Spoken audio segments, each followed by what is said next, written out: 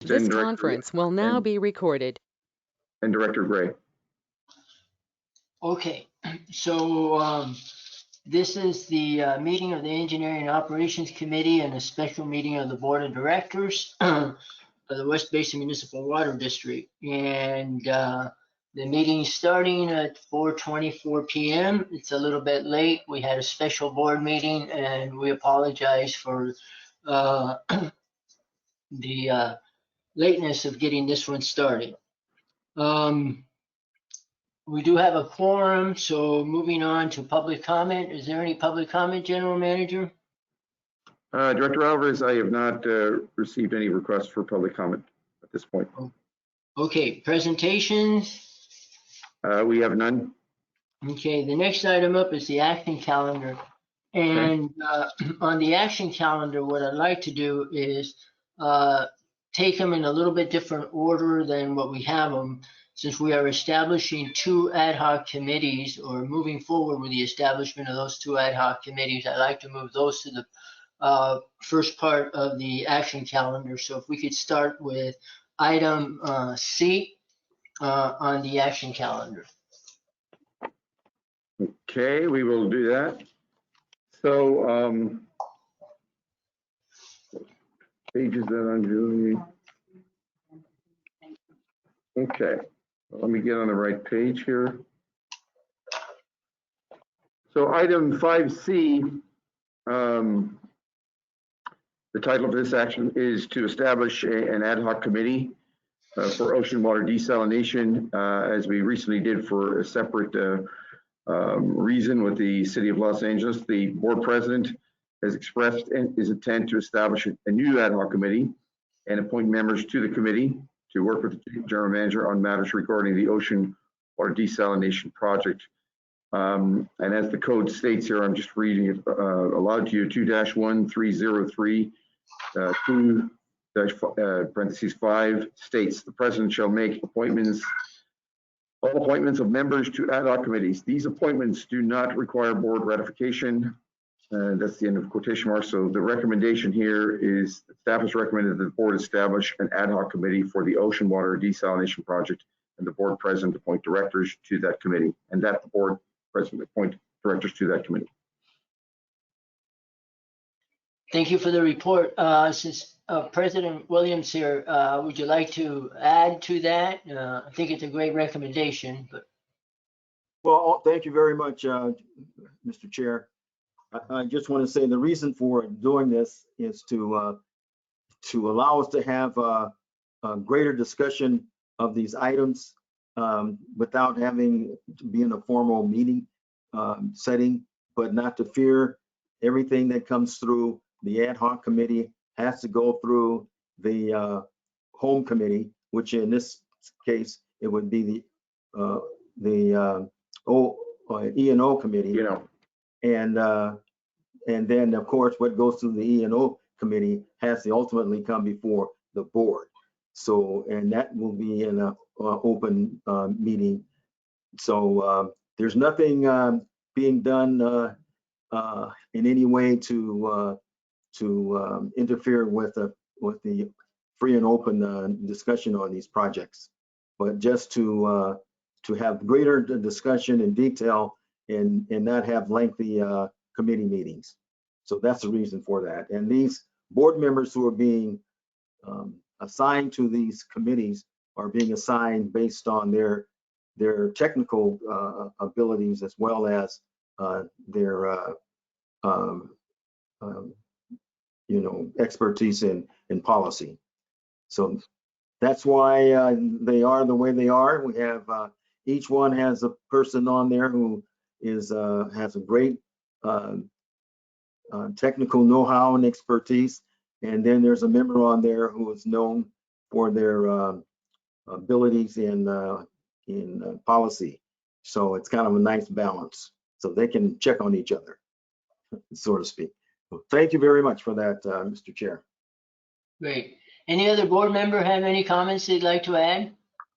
Oh, sure, Mr. Chair. I actually have a question because I do support the item, but I'm curious, because we also just established one not too long ago to deal with say Los Angeles, but how often do you anticipate these ad hoc committees meet, or what's the frequency, or, in what they're doing? Just curiosity, I don't even know. Well, I leave that totally up to the committee. Like we said, they're not controlled by anyone but themselves. But of course, they will have to answer to the president, because we're doing this. When we say we want to have a greater discussion, but not delay. We still want to expedite these projects, because our main goal is to really, you look at this, to expedite the work and not have any lags. Okay. So it's up to you. How often do you want to meet? Oh, no. I don't want to make those decisions. Whoever's on these committees. No, I appreciate that. No, it answers my question. So thank you, Mr. President. Okay. Mr. Chair? Yes. Yes, Director Gray, go ahead.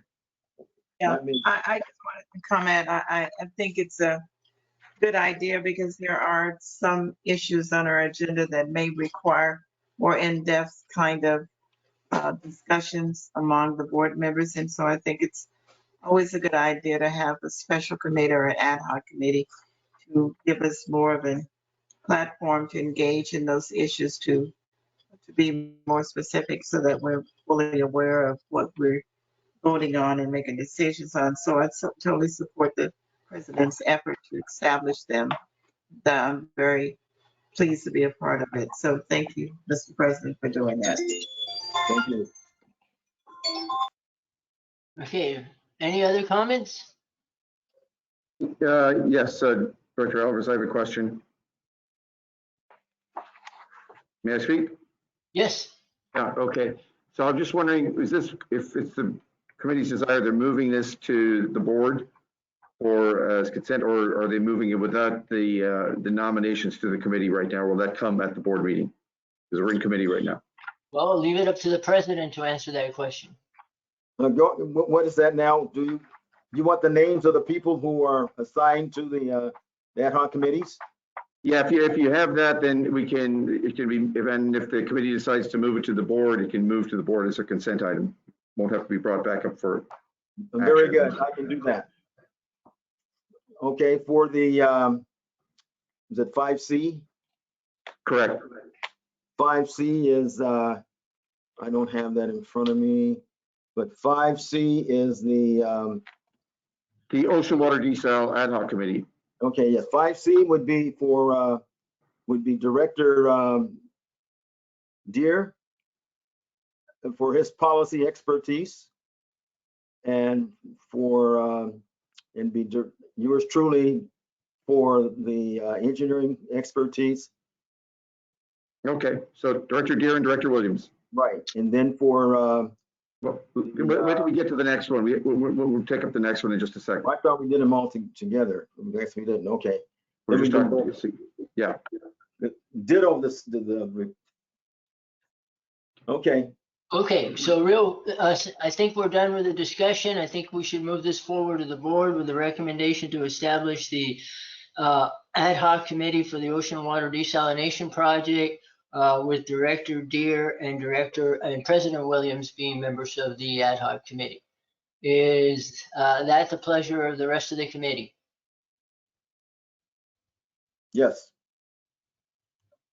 Okay, I think we're done with item C. Can we go to item D? Very similar. Yeah, very similar indeed. Item 5D is a request to establish an ad hoc committee for the Brewer desalter, the C. Marvin Brewer desalter. And this is the same issue the President, the Board President Williams expresses intent to establish a new ad hoc committee per the Admin Code 2-1303 to work with the General Manager on matters related to the Marvin Brewer desalter. And as I read before, the President shall make all appointments of members to ad hoc committees. These appointments do not require board ratification. So staff is recommending that the board establish an ad hoc committee for matters regarding the C. Marvin Brewer desalter, and that the board president appoint directors to that committee. And clearly, we have a lot of things going on over at Marvin Brewer desalter, which I think is the reason why this is warranted at this time. So I'll pass it back to Chairman Alvarez. Okay, any board member comments on this one? Or committee member comments, I should say, first?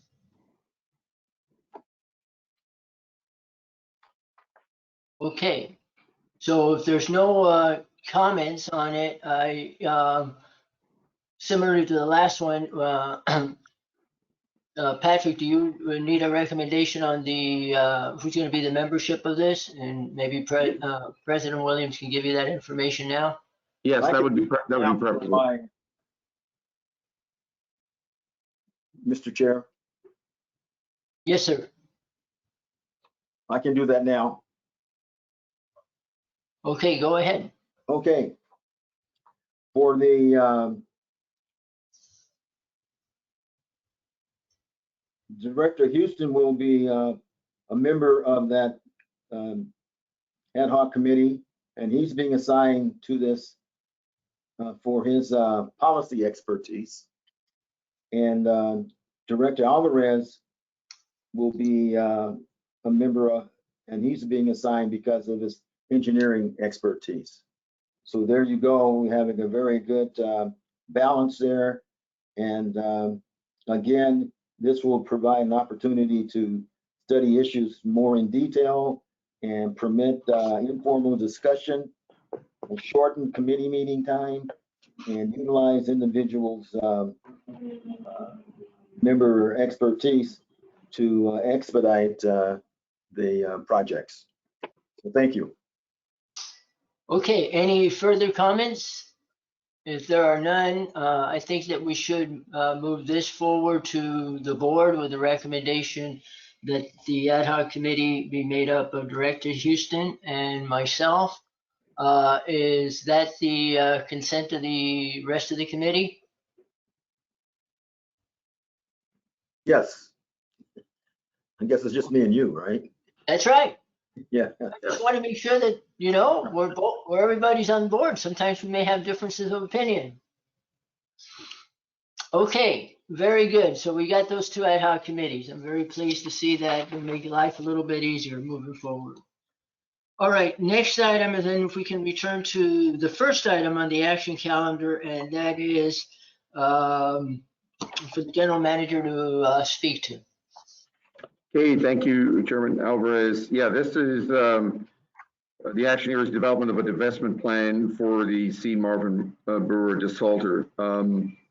Yeah, back on last month, February 11, 2021, the staff did a presentation that provided various analyses for different paths forward and a general overview of the history of the desalter. And that was presented as an information item to this committee. So we had input from the board, even though it wasn't, or the committee, even though it wasn't an action item, that there was a general agreement or consensus that this seemed to be a good way to go. And so I am bringing it back to have you essentially, well, recommend that the board authorize the general manager to develop and implement a plan to divest West Basin of the Brewer desalter program and facility. Okay, thank you very much. Any comments from the committee members? President Williams, do you have any comments?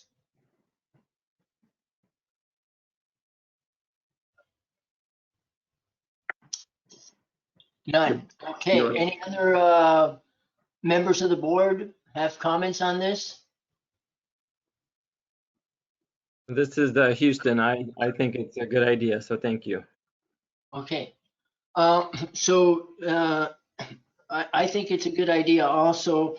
Given that we have the ad hoc committee, I would like to modify the recommendation that we would be moving forward. And that would be then that the general manager work with the ad hoc committee to develop and implement a plan for the divestiture of the West Basin for the Brewer desalter. Is that okay with President Williams?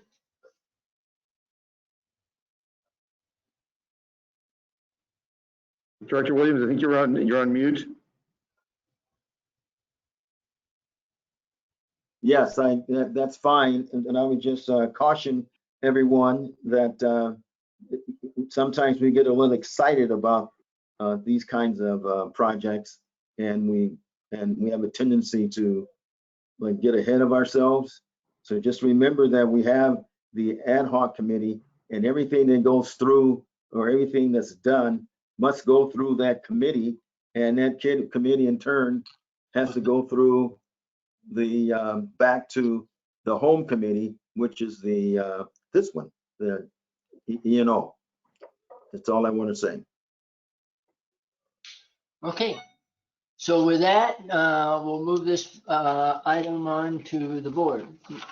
Next item up is item 5B, which is the general managers to introduce.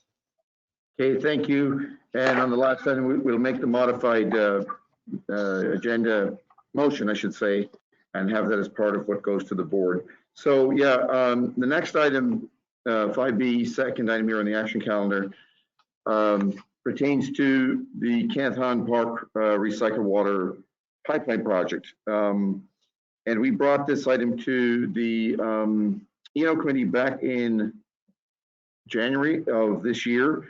And we had a good discussion and received some input and questions.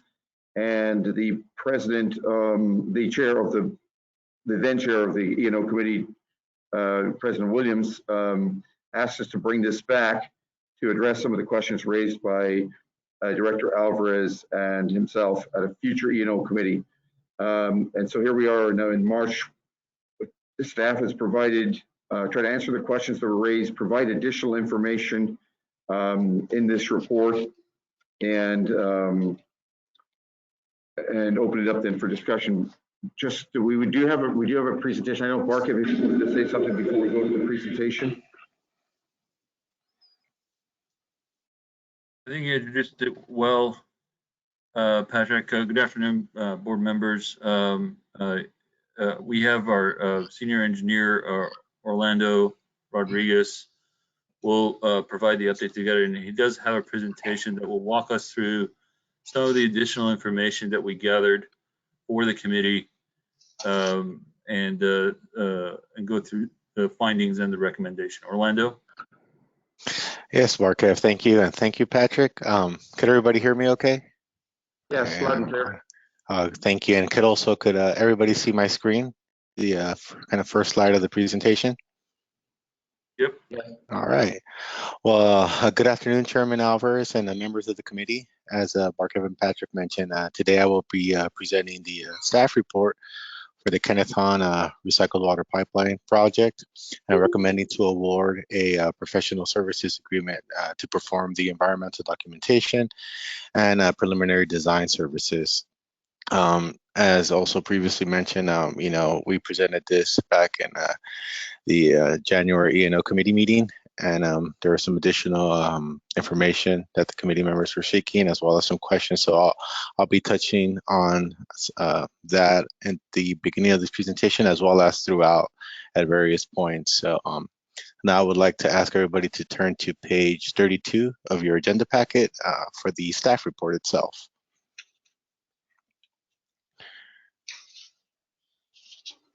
Okay, that did not, sorry. All right, so over the years, West Basin has evaluated and implemented various capital improvement projects through its master planning efforts.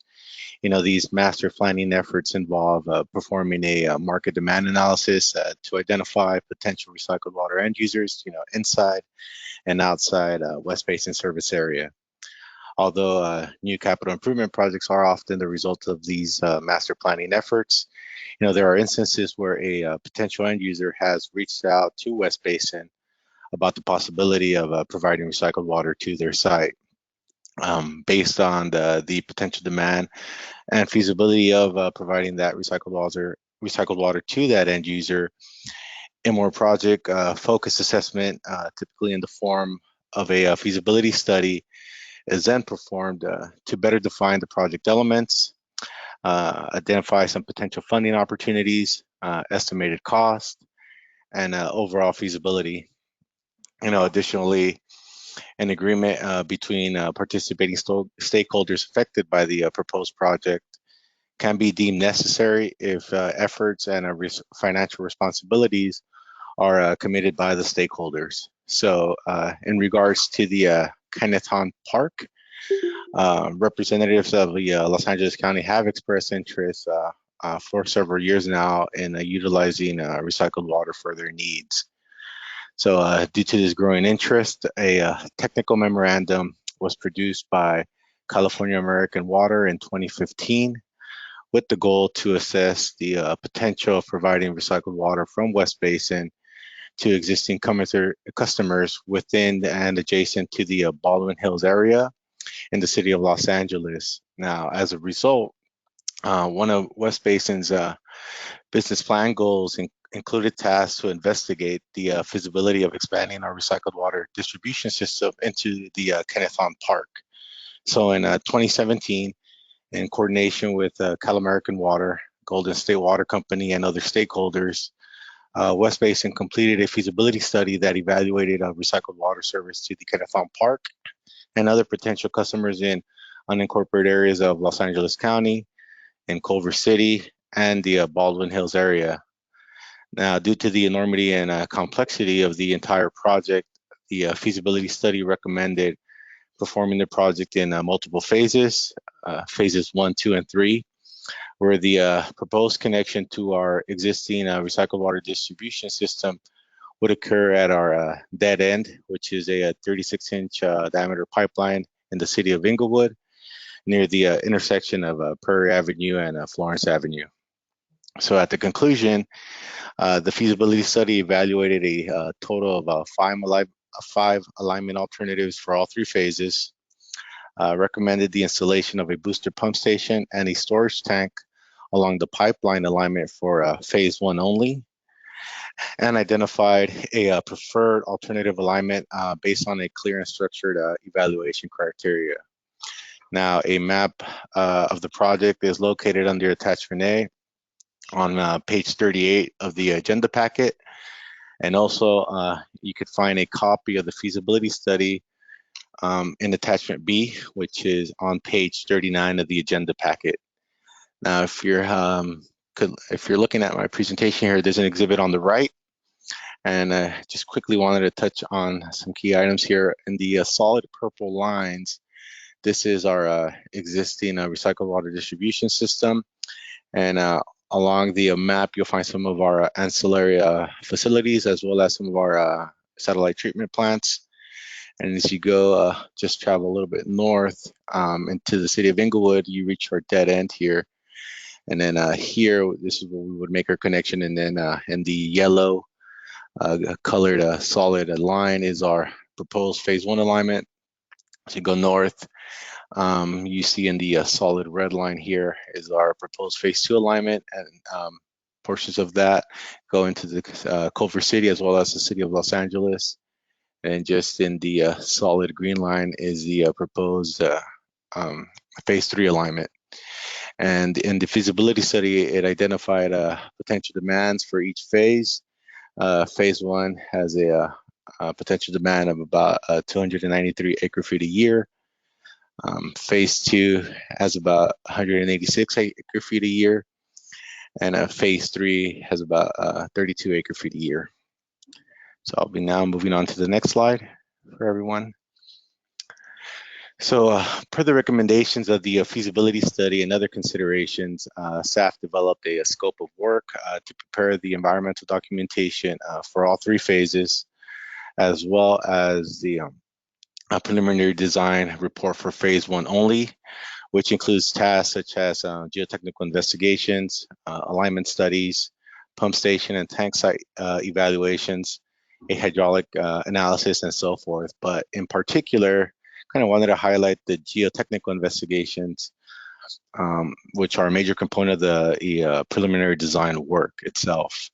a segment of the proposed pipeline alignment, as well as the location of the proposed storage tank within the Kenneth Hahn Park itself, are adjacent not only to some abandoned oil fields, but also sit atop the Alquist Priolo fault zone. So for these reasons, it is essential that we perform hazardous material testing to identify any contaminated soils, a fault hazard investigation to evaluate the presence or absence of any faults in order to avoid them, and also a site-specific seismic analysis to determine any seismic design parameters. For the environmental documentation task, CEQA and NEPA guidelines require an initial study be performed to determine the type of documentation needed.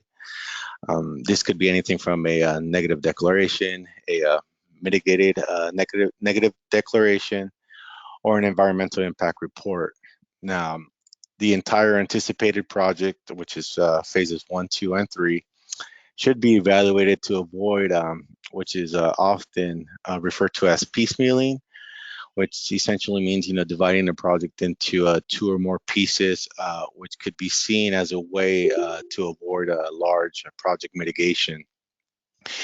By performing an evaluation of the entire project, the completed and approved environmental documents are valid for any portion of the project that may be eventually constructed in the future, because the environmental documentation may require specific information regarding potential alignments, any traffic impacts, greenhouse gas effects.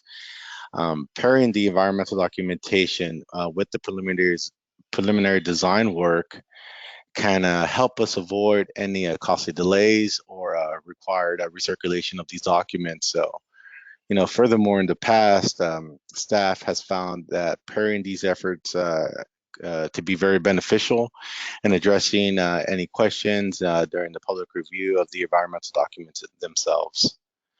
So on November 2nd of 2020, just last year, staff issued a request for proposal on West Basin's bid advertising system for professional engineering design services.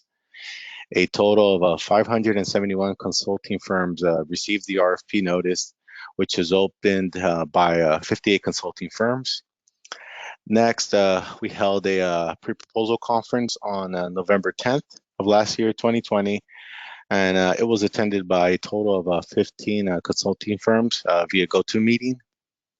3 proposals were received from qualified consulting teams on December 3rd, 2020 last year, before the 2 p.m. cutoff time.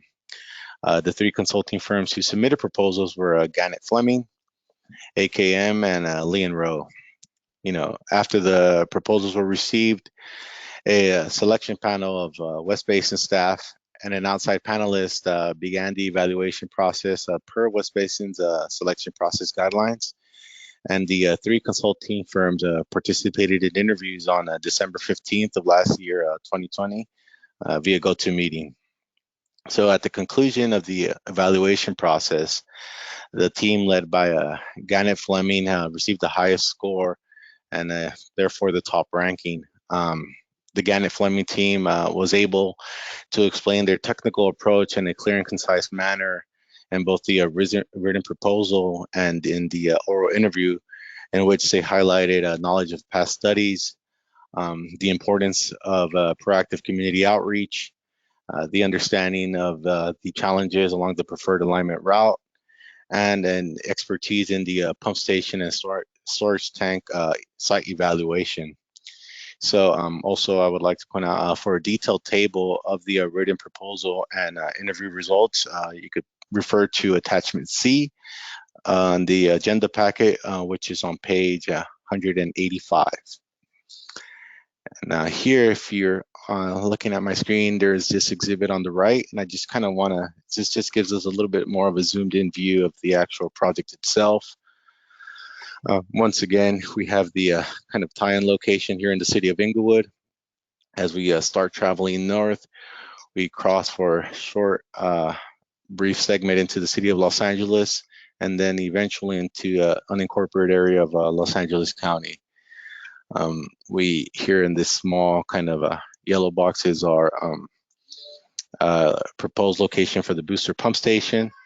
And as we keep traveling north here along this alignment in the dashed purple line, we eventually get to our last end user along phase 1, which is the Kenneth Hahn State Recreation Area. And just to the west of that is the proposed location for the storage tank.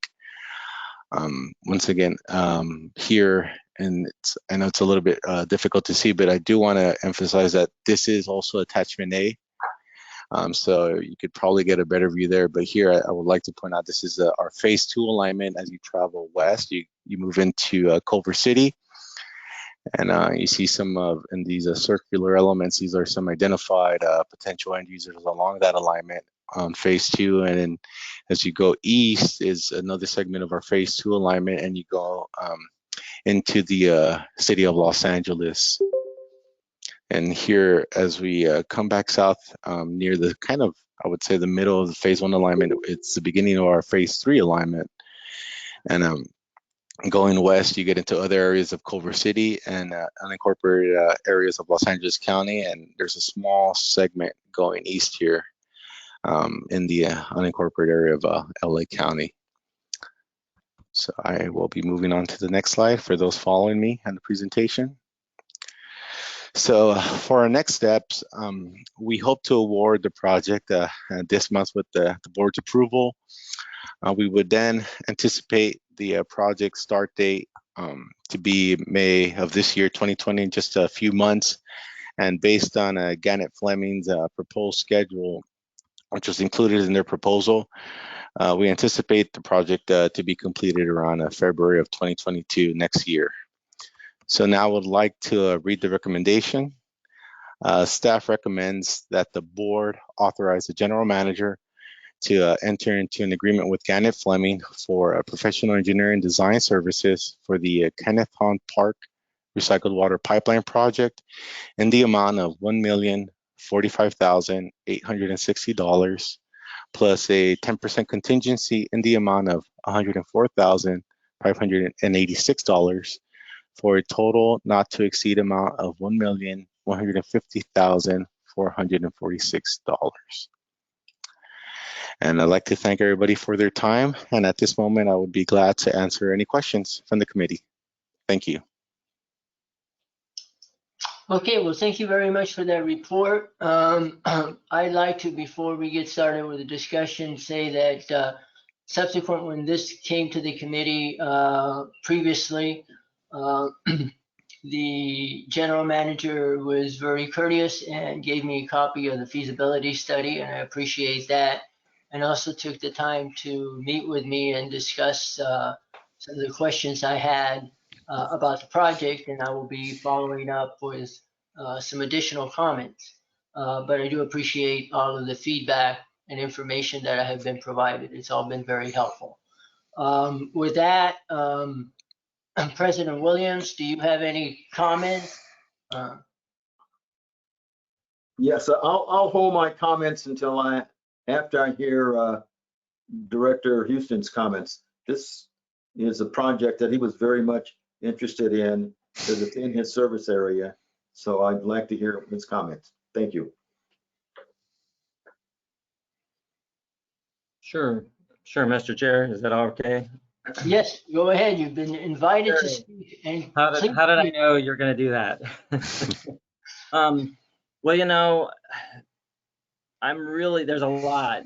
I'm really confused, to be honest with you, on a number of this. And yes, I'm going to say that this project has been dear to my heart since before I ran for the board over 6 years ago. Residents in Culver City and some of the surrounding areas are very interested in recycled water, and I think we've done good progress to try and get at least to this point. You know, I was not at the meeting where this was initially brought up in January, but I guess, you know, my first question just outright is why we're looking at a full-fledged engineering study of this magnitude or cost before it seems like we understand who all the partners are that might very well be purchasing this water. Now, the things you mentioned, I understand some of those folks have talked about it for years, but you're talking about the county back in 2015, and now it's 2021. And the feasibility study, when I looked at this, I think it was from 2017. So again, I don't understand why we're looking at spending this kind of money on a full-fledged engineering study out the gate when we don't, when we have not really, from my seeing, talked to some of these partners with where we're at today. So if staff could answer that question first.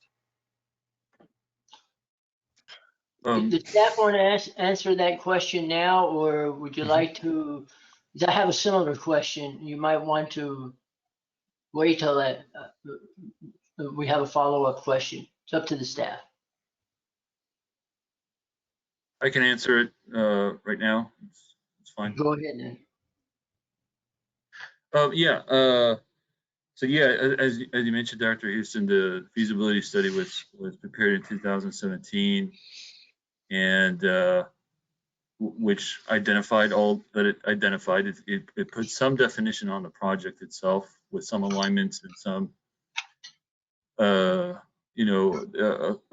random area was selected for the reservoir. There was one empty lot that was selected for the pump station, and a few alignment studies were prepared. So there's a few reasons why we thought that having the preliminary engineering be done along with CEQA.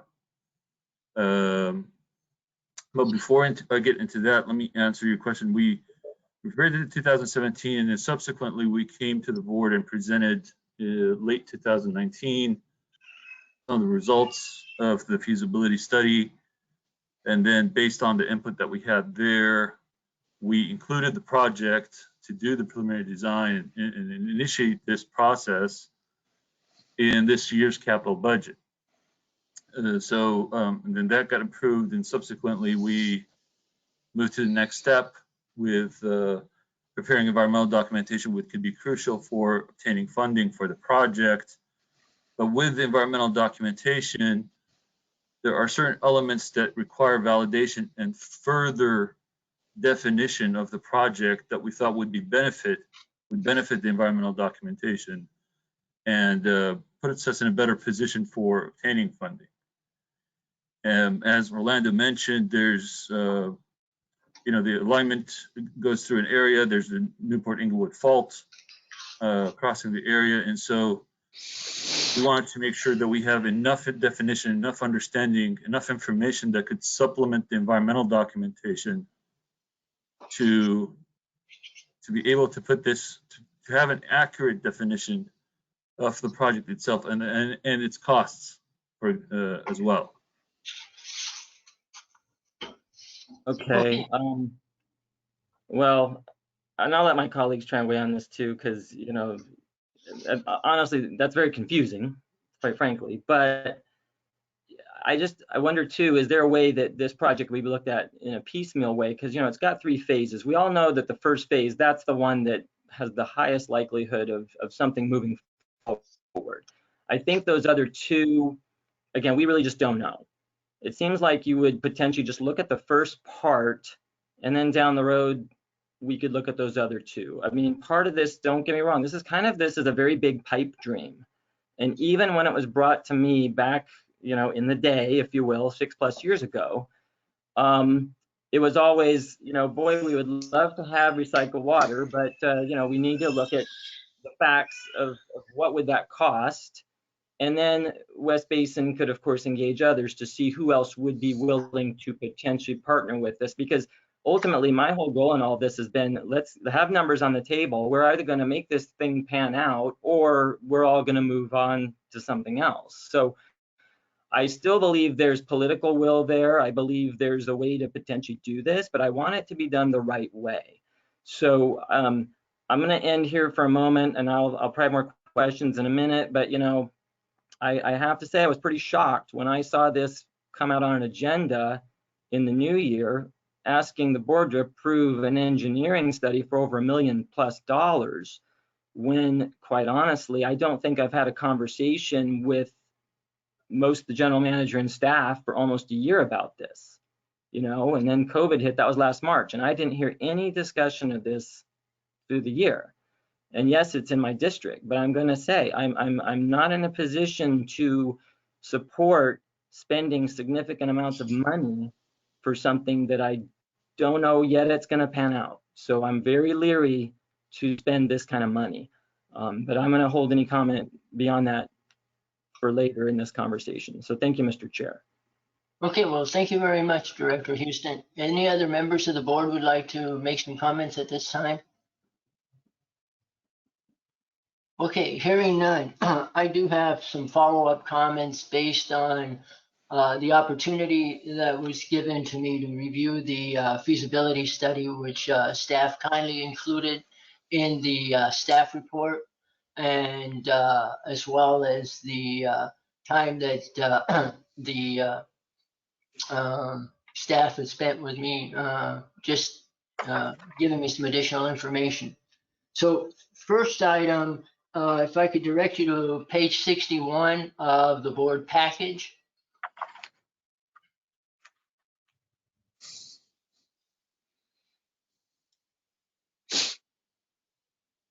Can you guys put that up on the screen, please?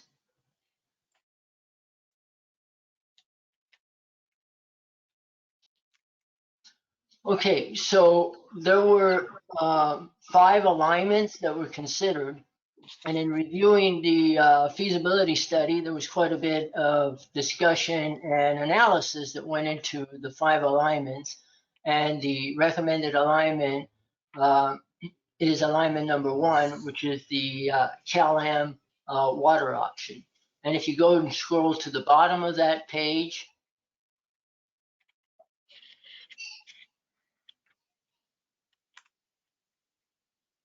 there were 3 phases. In all cases, there are 3 phases to the alignments, and there were 415 acre-feet of water that phase 1 will serve, which is approximately what you said. The numbers that you provided today were 411 acre-feet that will be served. On the service of that water, my understanding is that we have no signed contracts, and this is all based on some indications from California American Water, as well as some other parties that were reached out to or were just identified as potential users of Title 22 water, which is basically what we're delivering here. So it's not direct portable reuse or indirect portable reuse water, just Title 22 water, which is only suitable for irrigation and other miscellaneous uses. Correct or incorrect? Correct. Correct. Okay. So there was a significant amount of effort on the alignment configuration. So my question then goes to the work that's going to be done by the consultant that's being awarded this contract as part of their feasibility design, which, if my understanding is correct, is about a 30% design. There was a mention in the presentation, and I want to just make sure that I didn't misunderstand it, that they were going to be looking at some alignment considerations. And if that is the case, is that is the case, or is that not the case? Did I misunderstand that? That's why I put this, have brought this issue up. Correct, Director Alvarez. So one of the tasks that we've asked the consultant to do is, this feasibility study is from a few years ago. So this alignment, although it was, identified as a preferred alignment in this feasibility study, there might be some changes now to date that might not make it the preferred alignment anymore. So one of their tasks is to look at the preferred alignment here in the feasibility study, either validate it or also provide recommendations and so forth. So they'll be looking at all the alternative alignments here and also looking at potential improvements or different routes per se, depending on the impacts now. All right, thank you. I think that aspect of the work is probably not worth the investment, and I will not be able to support that for the simple reason that you did look at 5 alignments. I won't bore the rest of the board and other members of the audience by having each of the alignments that are presented in the feasibility study, which everybody has a copy of, brought up onto the screen. But I don't think you're going to find much deviation. All 5 alignments were very similar. The alignment that was selected just for minimization of utility conflicts, etc., and the availability of land for the pumping station, and at the end, basically the reservoir. I'd like to ask a question regarding the pump station. The pump station is sited at La Brea and 62nd Avenue. Who owns that site? It's currently privately owned by a private entity. I don't have the specific information. I just looked on the Los Angeles County Assessor's map. But it's a privately owned site adjacent to the single family and multifamily homes as well. So That's correct. I looked it up on the site, and it is privately owned property. Have we reached out to that owner? And do we know if that owner is willing to sell the property? in the feasibility study, to my understanding, they did not. But the in this task here in the preliminary design, that's one of the tasks is to look at the not only that side, the potential opportunity for land acquisition, but the possibility of, maybe another site as well close by that might either be either privately owned or someone or publicly owned, where we could obtain an easement. So there is that task to perform those actions, to look at either that site, contact the owners, or also look at other adjacent sites as well nearby. Okay, so we've had a feasibility study that we've had for 3 years, and we've never invested any time and effort into reaching out to property owner or a property owner that has been identified as a potential site of the pumping plant and pumping station. And that would be something that I would have thought would have happened shortly after the feasibility study was completed, given the amount of money and investment and time that a feasibility has cost the district.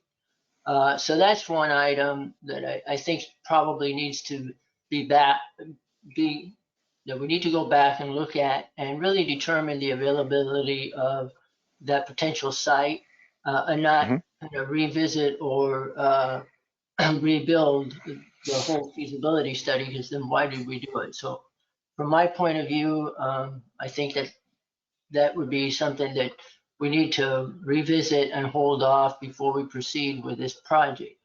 I've got some other comments with respect to the 411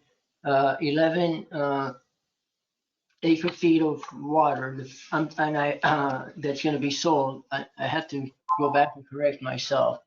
Phase 1 is only 293 acre feet, correct? Correct. Okay.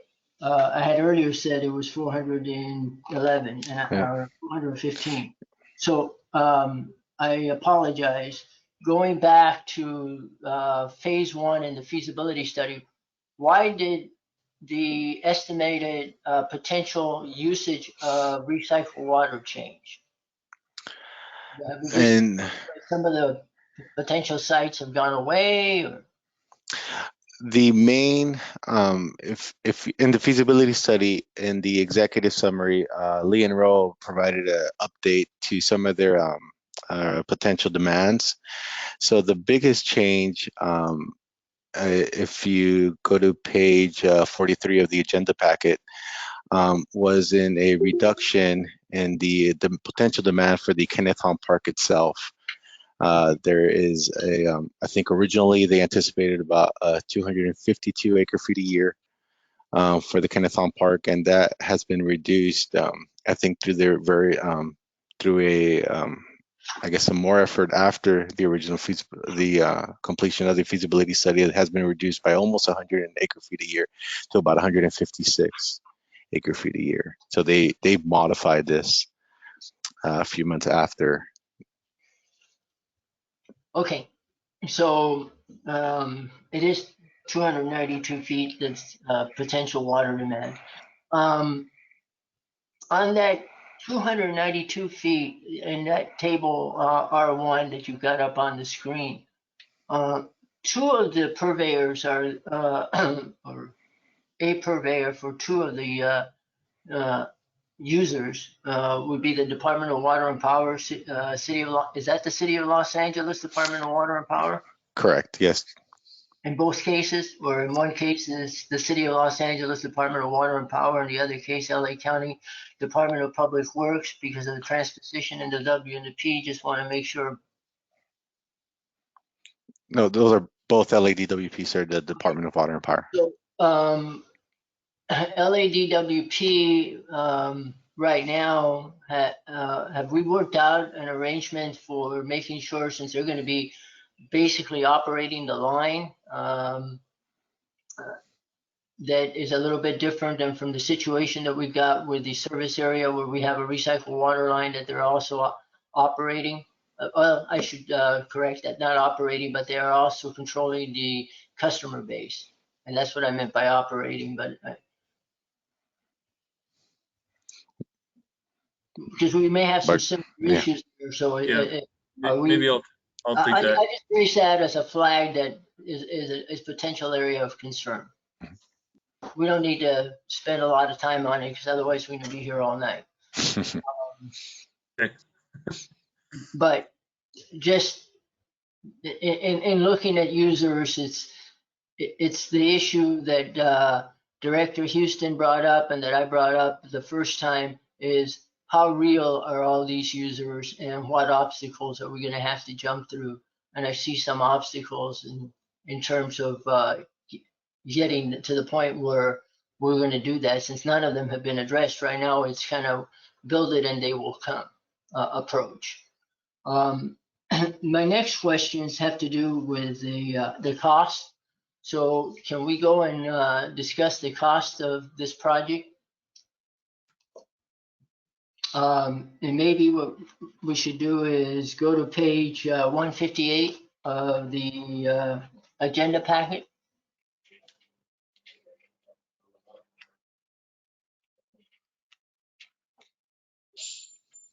Okay, so thank you for putting that up. In table 1, we have the estimated project costs, and these are estimated project costs were based on the updated feasibility study that Lee and Rowe did back in 2017.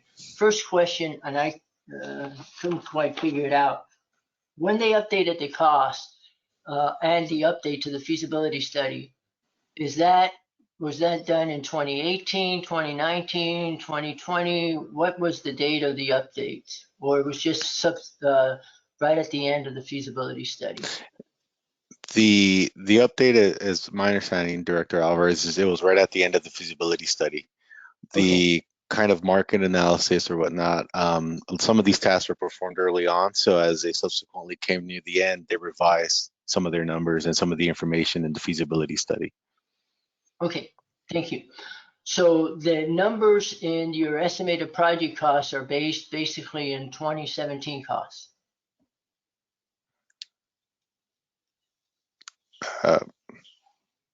Yes. Yes. In the feasibility study, yes, there are $2017. Okay, and those are the numbers that you brought to our attention, and that's what we're going to be moving forward with, or at least for the decisions that we would have to make right now.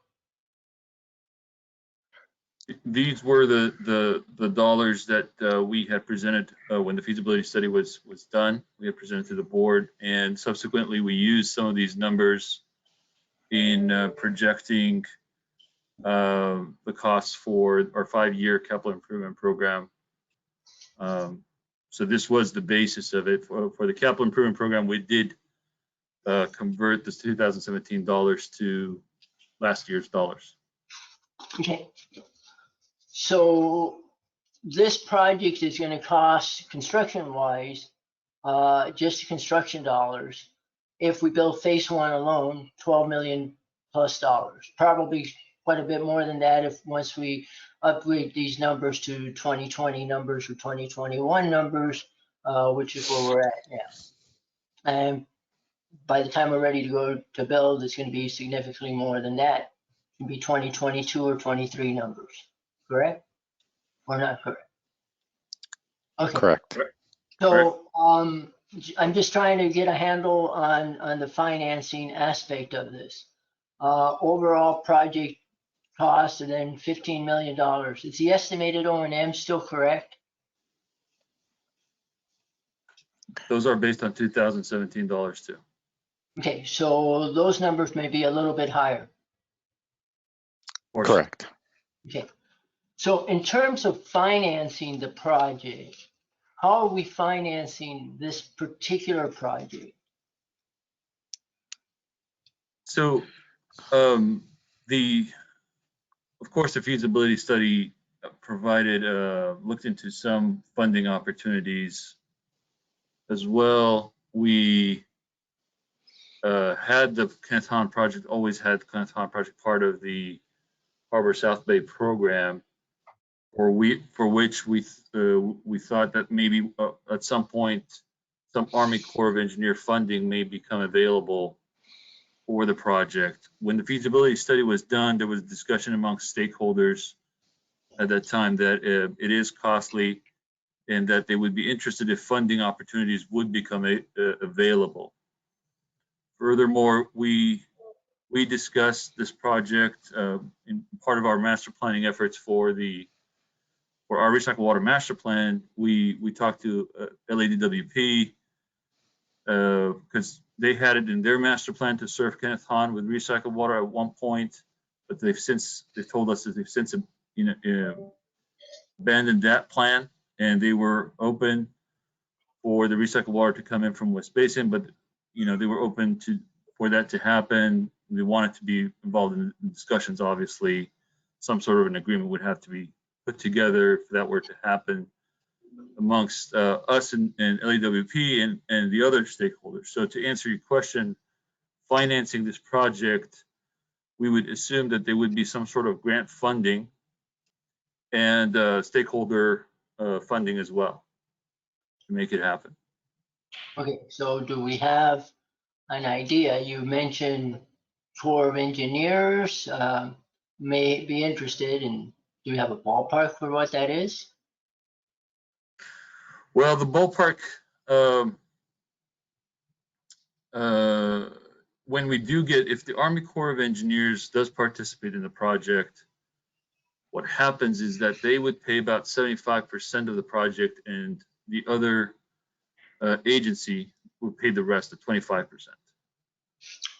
Right, so we haven't, I'm sorry, I apologize.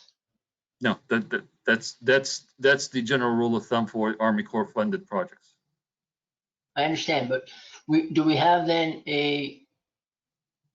some kind of memorandum of understanding, MOA, or some other agreement in place that says if we find the rest of the funding, the Corps of Engineer will provide 35% of the ultimate project costs? Or we do not have such a thing, animal in place? Not specifically for this project, but about a slew of projects as part of the Army, as part of our Harbor South Bay program. Historically, we've had an agreement with the Army Corps of Engineers. In the agreement, there's several projects involved. We're looking, actually, we've been having discussions with Army Corps of Engineers for a while now to make an amendment to that agreement.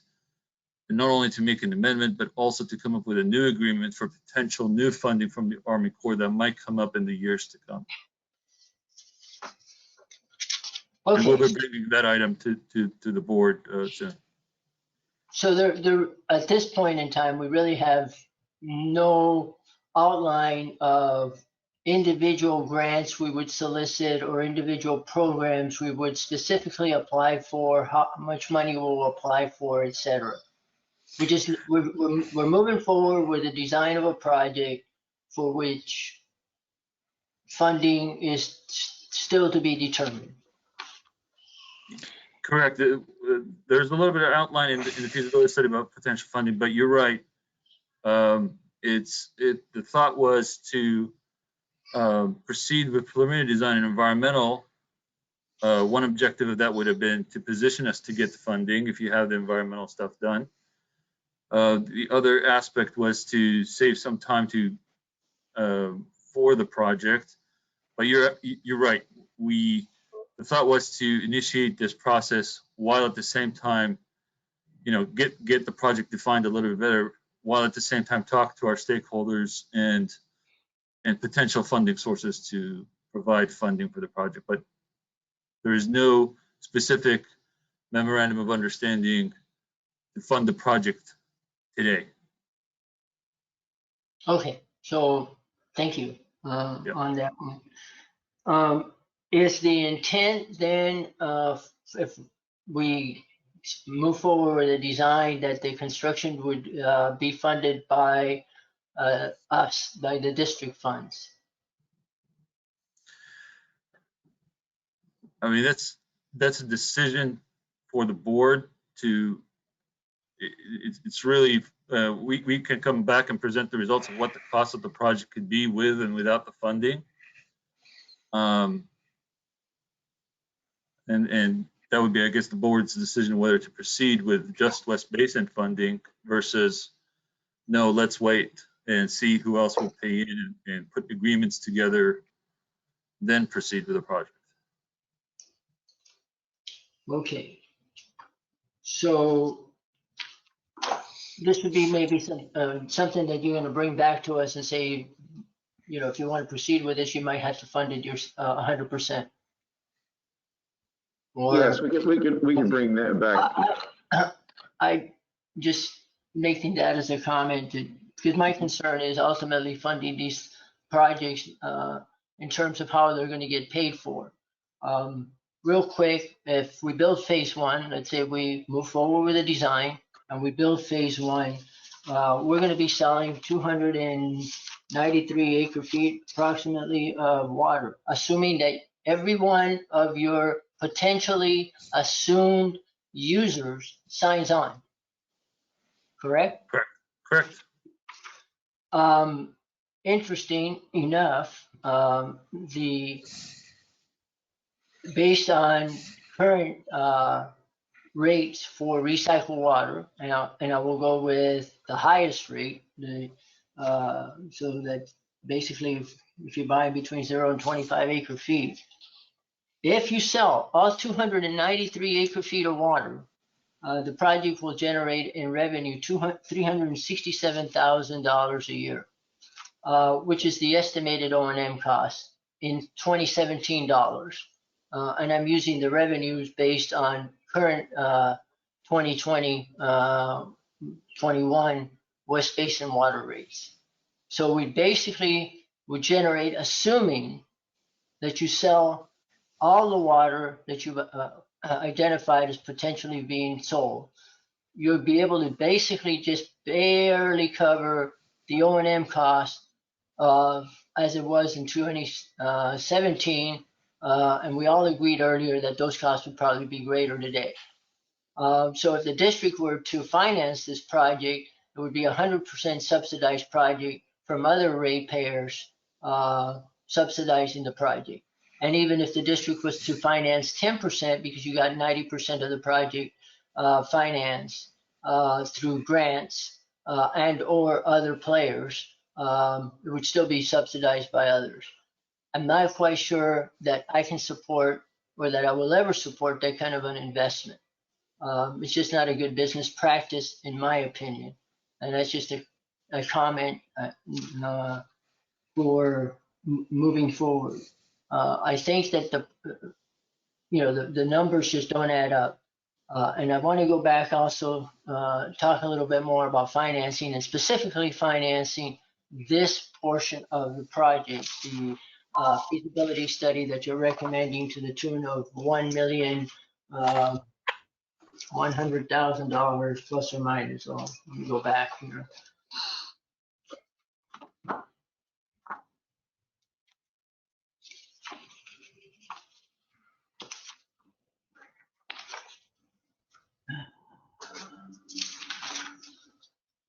$1,150,000.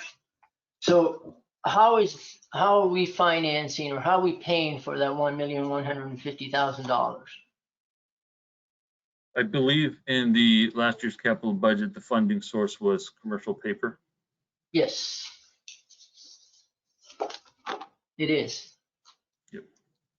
So we're going to be borrowing the money for financing a study for a project of not financing the study for moving forward with CEQA and 30% design for a project that we may or may not ever build. From my point of view, and this is just also just a policy statement, it is never prudent to borrow money for studies and so on. You always borrow, and I can always be very supportive and would argue that you borrow capital for building projects, for actual construction. But you don't borrow money for studies and designs that will never come to fruition for projects that are not, well, that do not have any real funding mechanism or will even arguably pay for themselves. And this project, from what I can see, if you sell all the water, and I don't think that historically you've proven that you've been able, or any other agency has been able to sell all the water it identifies when it's talking about Title 22 water, that is the case.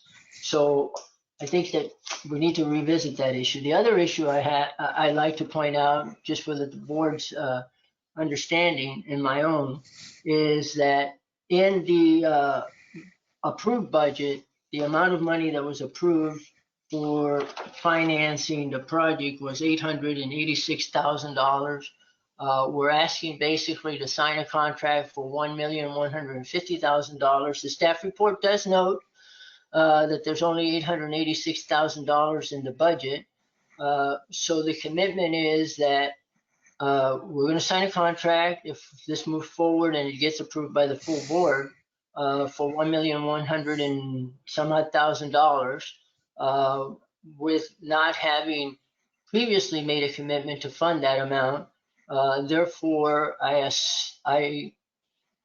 not looking forward to a budget being presented to me that will say, and by the way, you need to add another $300,000 because we did sign a contract for $1,150,000.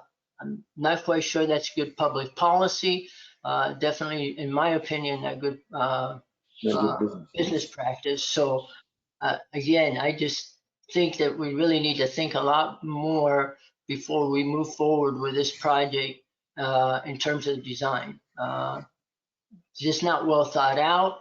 We did a very good job on the feasibility study. A lot of these issues were identified, and I think that it's premature right now, in my opinion, to move forward with the project. And I think this covered some of Director Houston's previous comments, but I don't know if he wants to add some on. He's been kind of sitting there looking like he wants to say some things. So go ahead, Director Houston. Well, thank you, Director Alvarez. I certainly would love to hear what some of the other directors think, but I think you expressed a number of the things that I had realized and did it quite eloquently.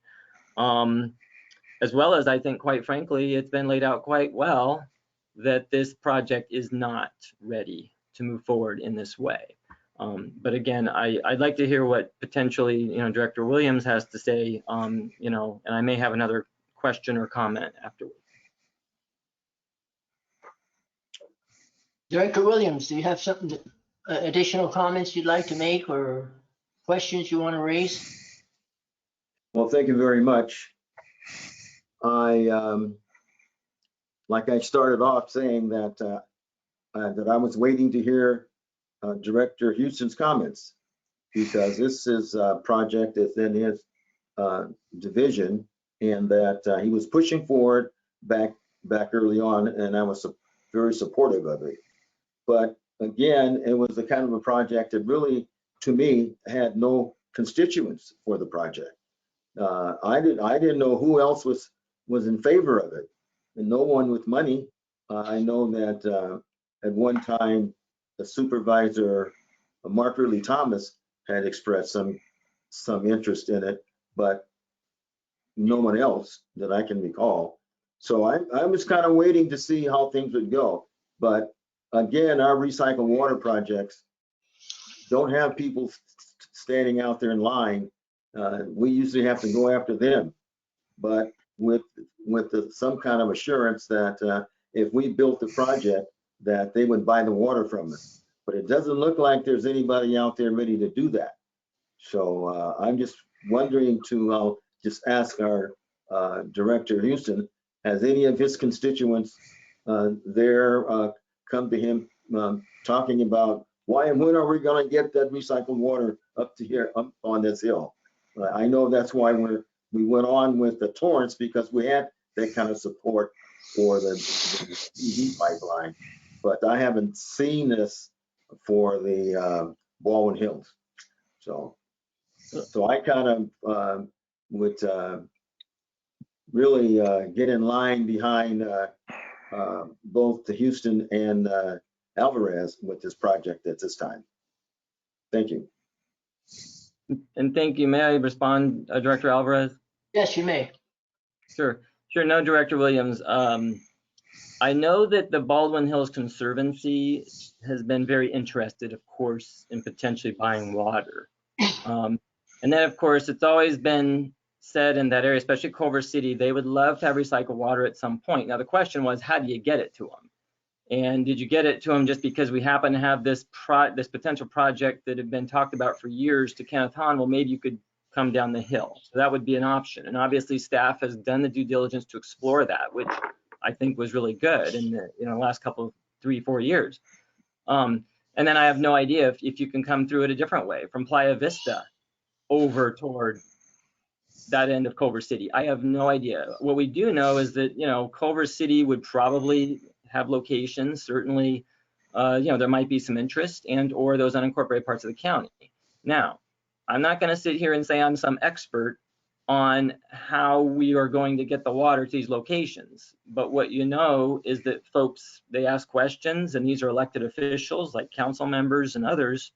And so I think it always is our due diligence to, okay, let's look at it. Let's explore it, which I have fervently pushed that this whole case. But at the same time, I'm not gonna push forward for a vanity project. That's never been my intention, and I would never want anybody to say that. My goal was always, let's look at what it is. Let's have realistic dollars in front of our face, and then we would be talking to the other potential partners, where it's the county or DWP or Baldwin Hills or the Conservancy, because then we could figure out where those funding mechanisms come together. So, I've just been very realistic in getting this to go. I can tell you when I first got on the board, it did not seem like there was a lot of, impetus with our staff. And I did have to push because, my constituents were asking me.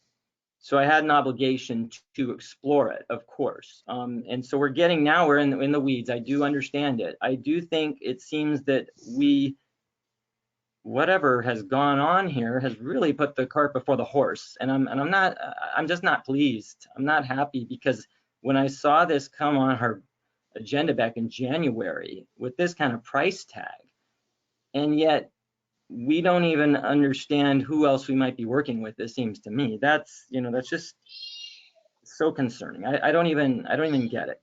One question I do have, and a technical question, is how this even is part of the Harbor South Bay project, because this is it's north of Inglewood. So can anybody explain how we would ever qualify this for Harbor South Bay resources?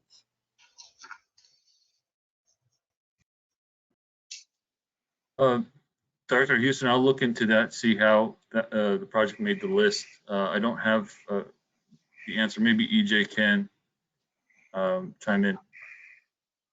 Yeah, EJ? Yes, Parker, I'd be happy to just provide a little bit of insight. When the Harbor South Bay project was actually created, the intent was to maximize the use of recycled water and expand the West Basin Municipal Water District water recycling system obviously the harbor and South Bay area were the first to come. But if I was to put a simple brush on the concept of the Harbor South Bay project, it was an all-encompassing effort. As you'll recall, originally we were awarded $35 million, or authorized for $35 million. We utilized that in entirety. We didn't want to change the name or the brand of the project. So when we sought an additional 35 million, so an expansion of the authorization, we went along with the same name, but the project is actually included in all of our materials that we produced related to the Harbor South Bay. So it's just West Basin's expansion of the water recycling system. It's kind of a brand, if you will. Okay, so it's just nomenclature. Okay, that's fine. So, you know, as far as, I guess, I know we've been talking about this a lot. The way I would look at this, I would not support this. I think that it was not properly ready to go out to bid for a project like this and then come back and ask the board to vote on this. So if it comes to the board, I will vote no. But I think a better option would be to end it now. Obviously, we need to really step back and look at the potential future of this project, because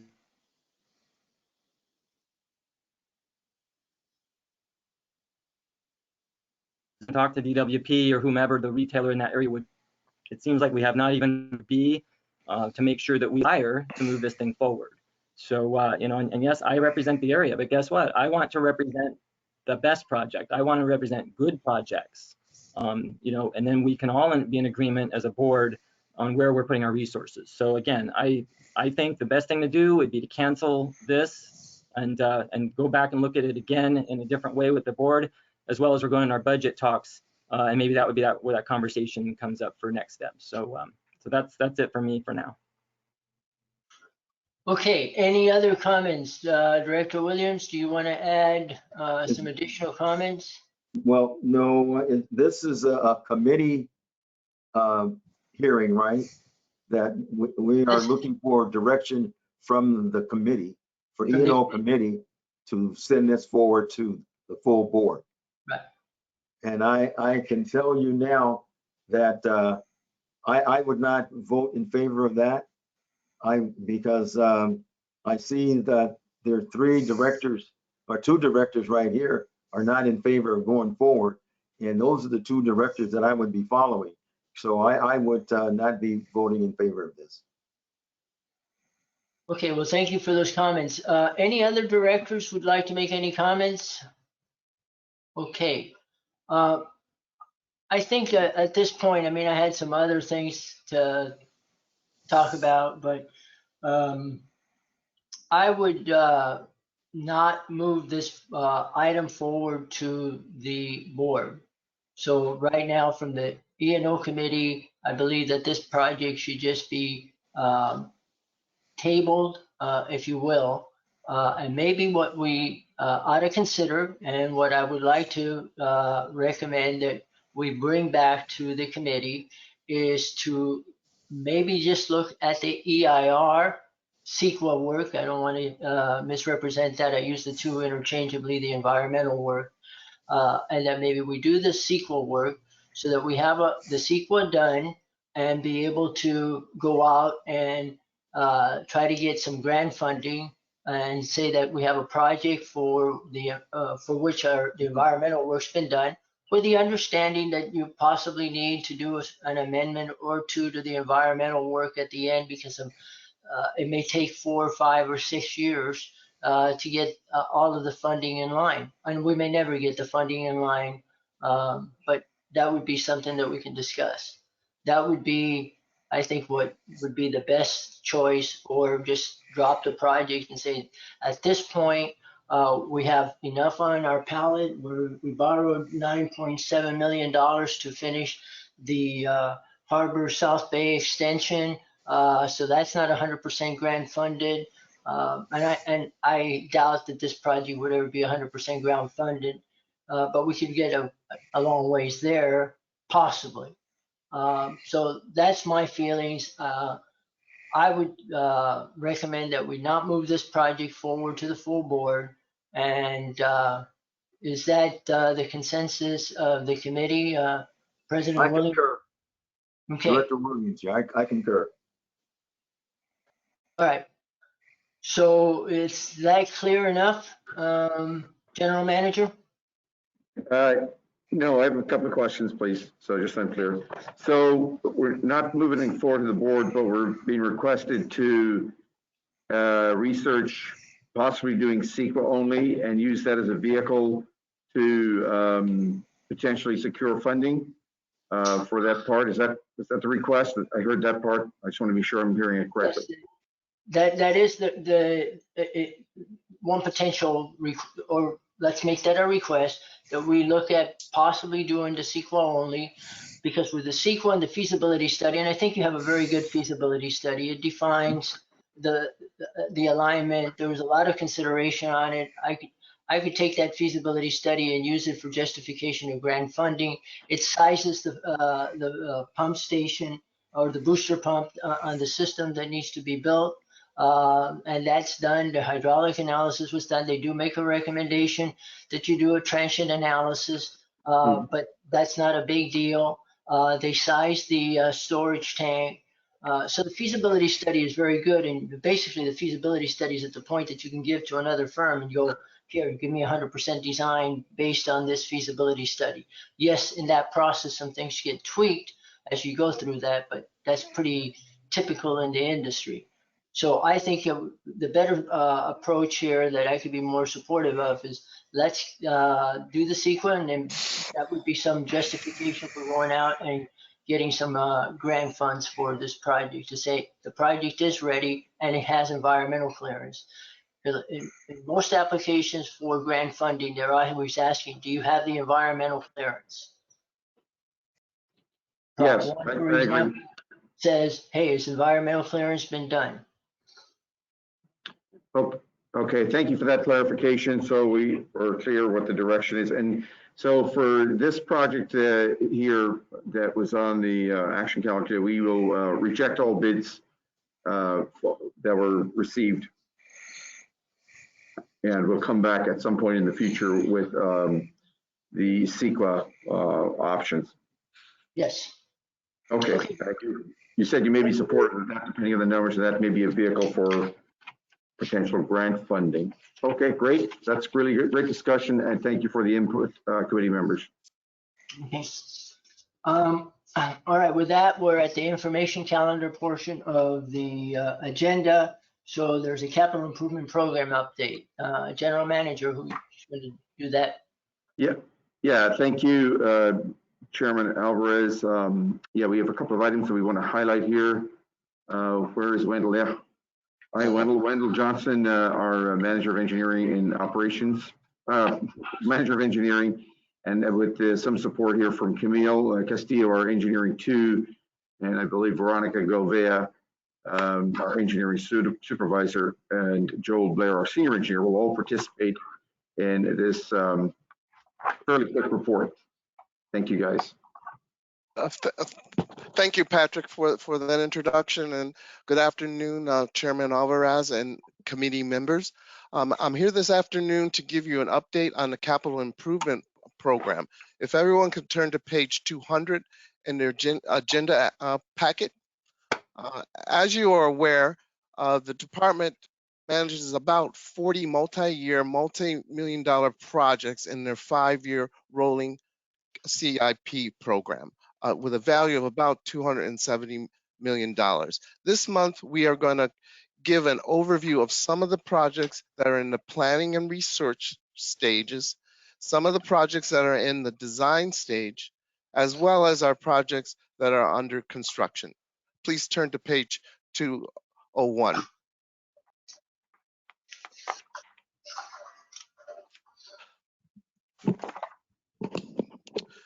We have been working on an update to the Recycle Water Master Plan. The last time that this plan was addressed was in 2009.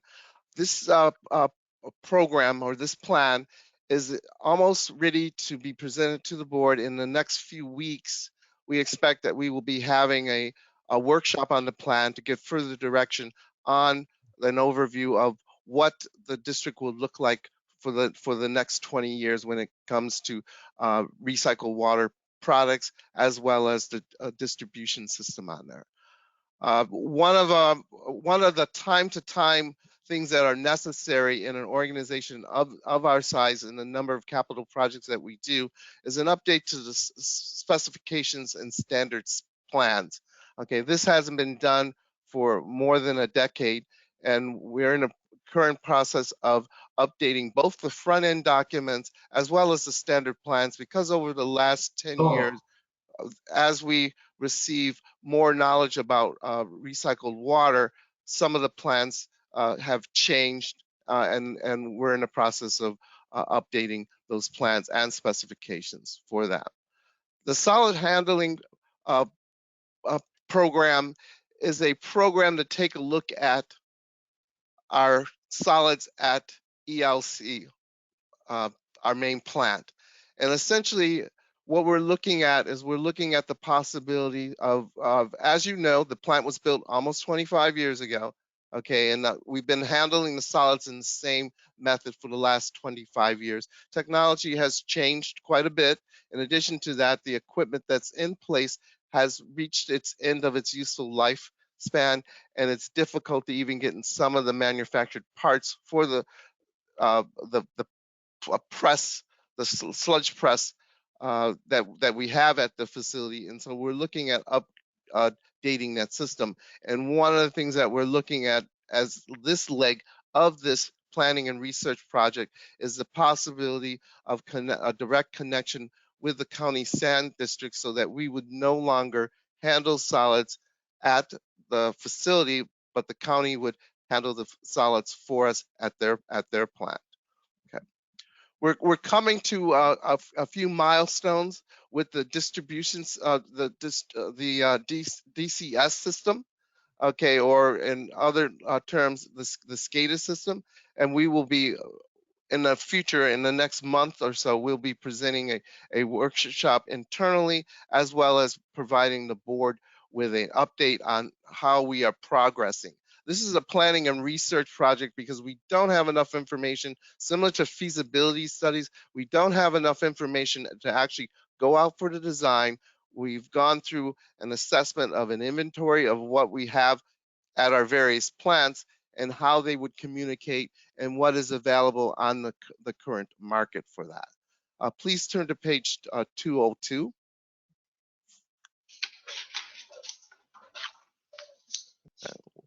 One page back for you. Okay.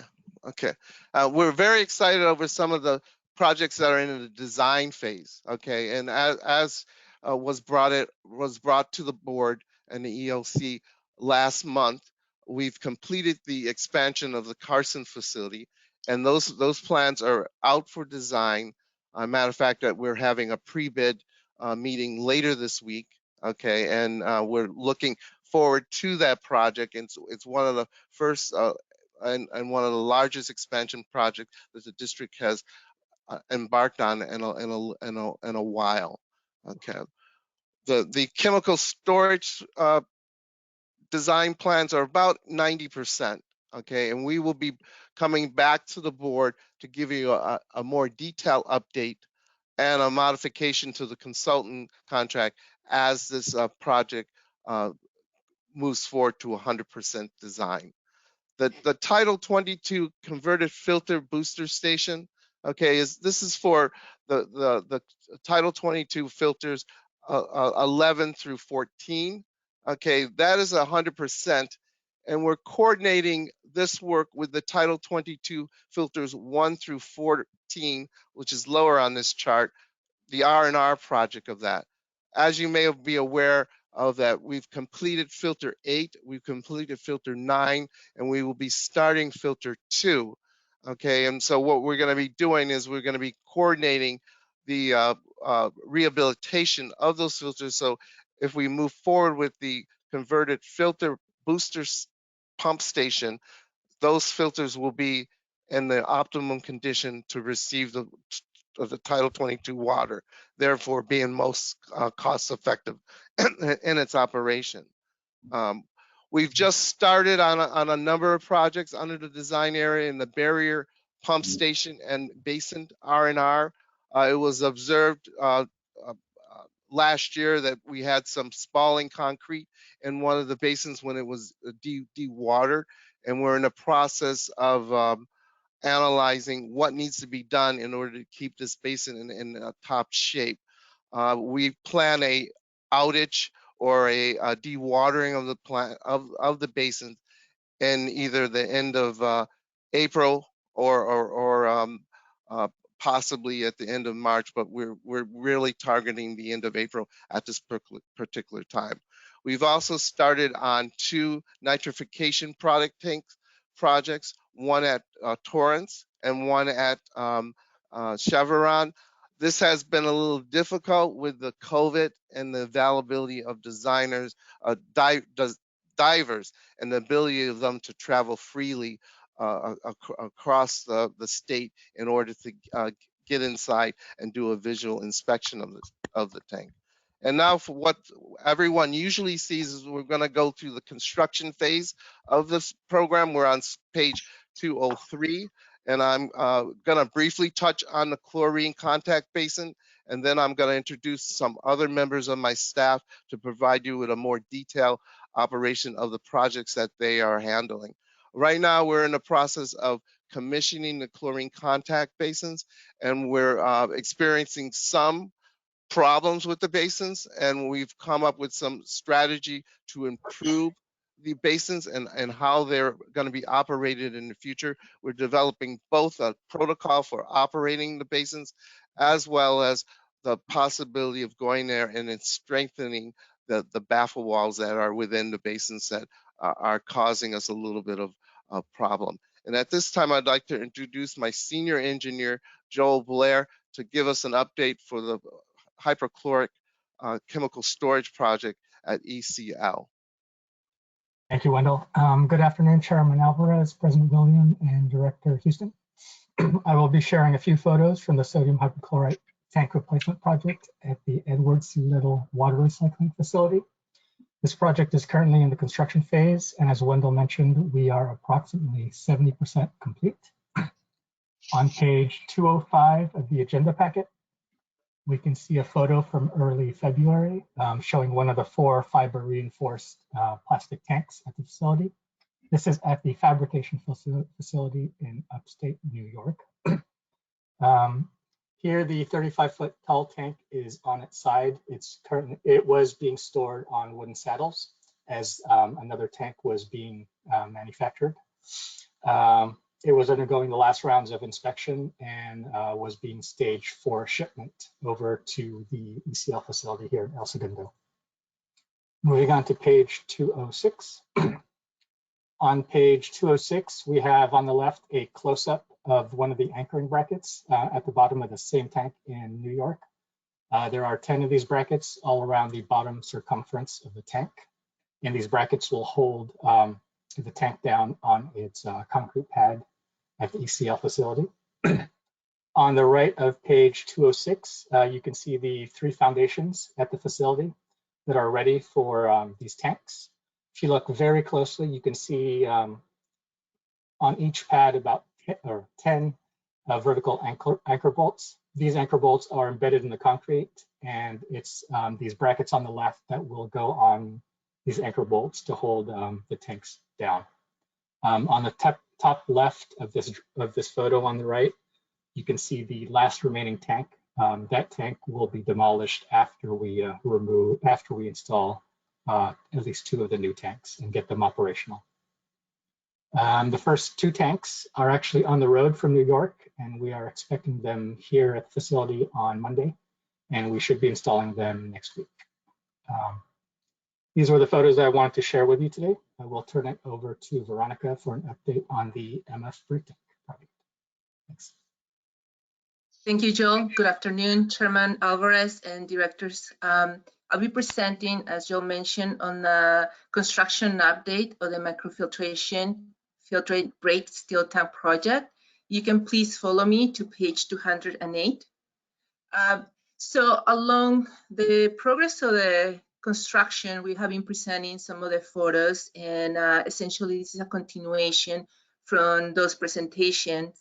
As previously mentioned on previous presentations, we are replacing a 194,000 gallon that was installed back in 1999, and essentially installing a brand new steel tank that will hold the same capacity and serve with the same purposes. These photos are basically getting towards like the end or the nearing end of the construction, and there's a contrast between the left and the right pictures.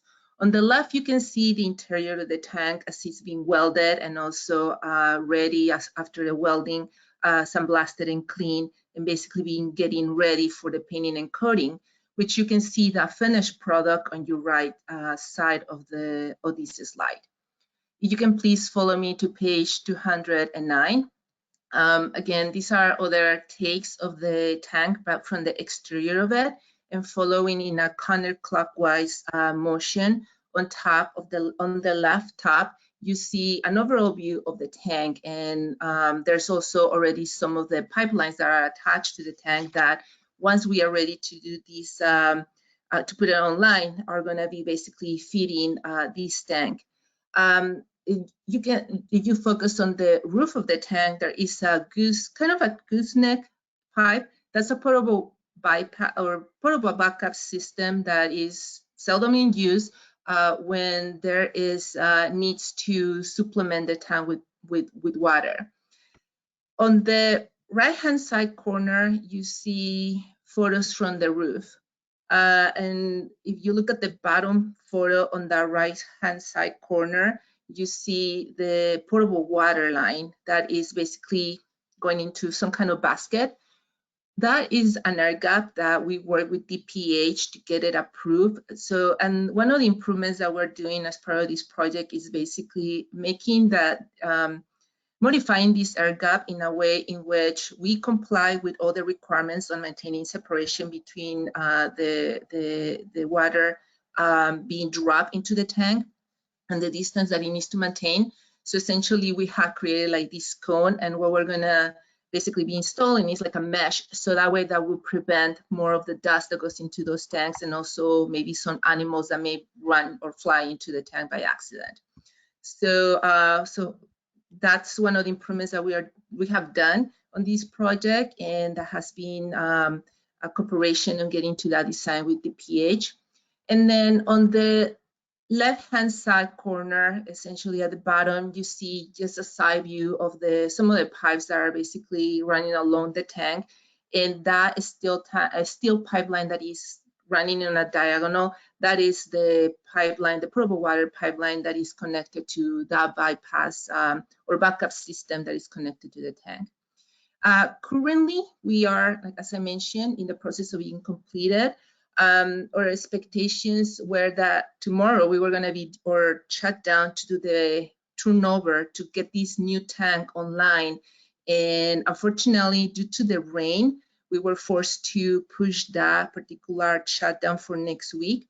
So next Wednesday, we have been working with the refinery on accommodating that new date.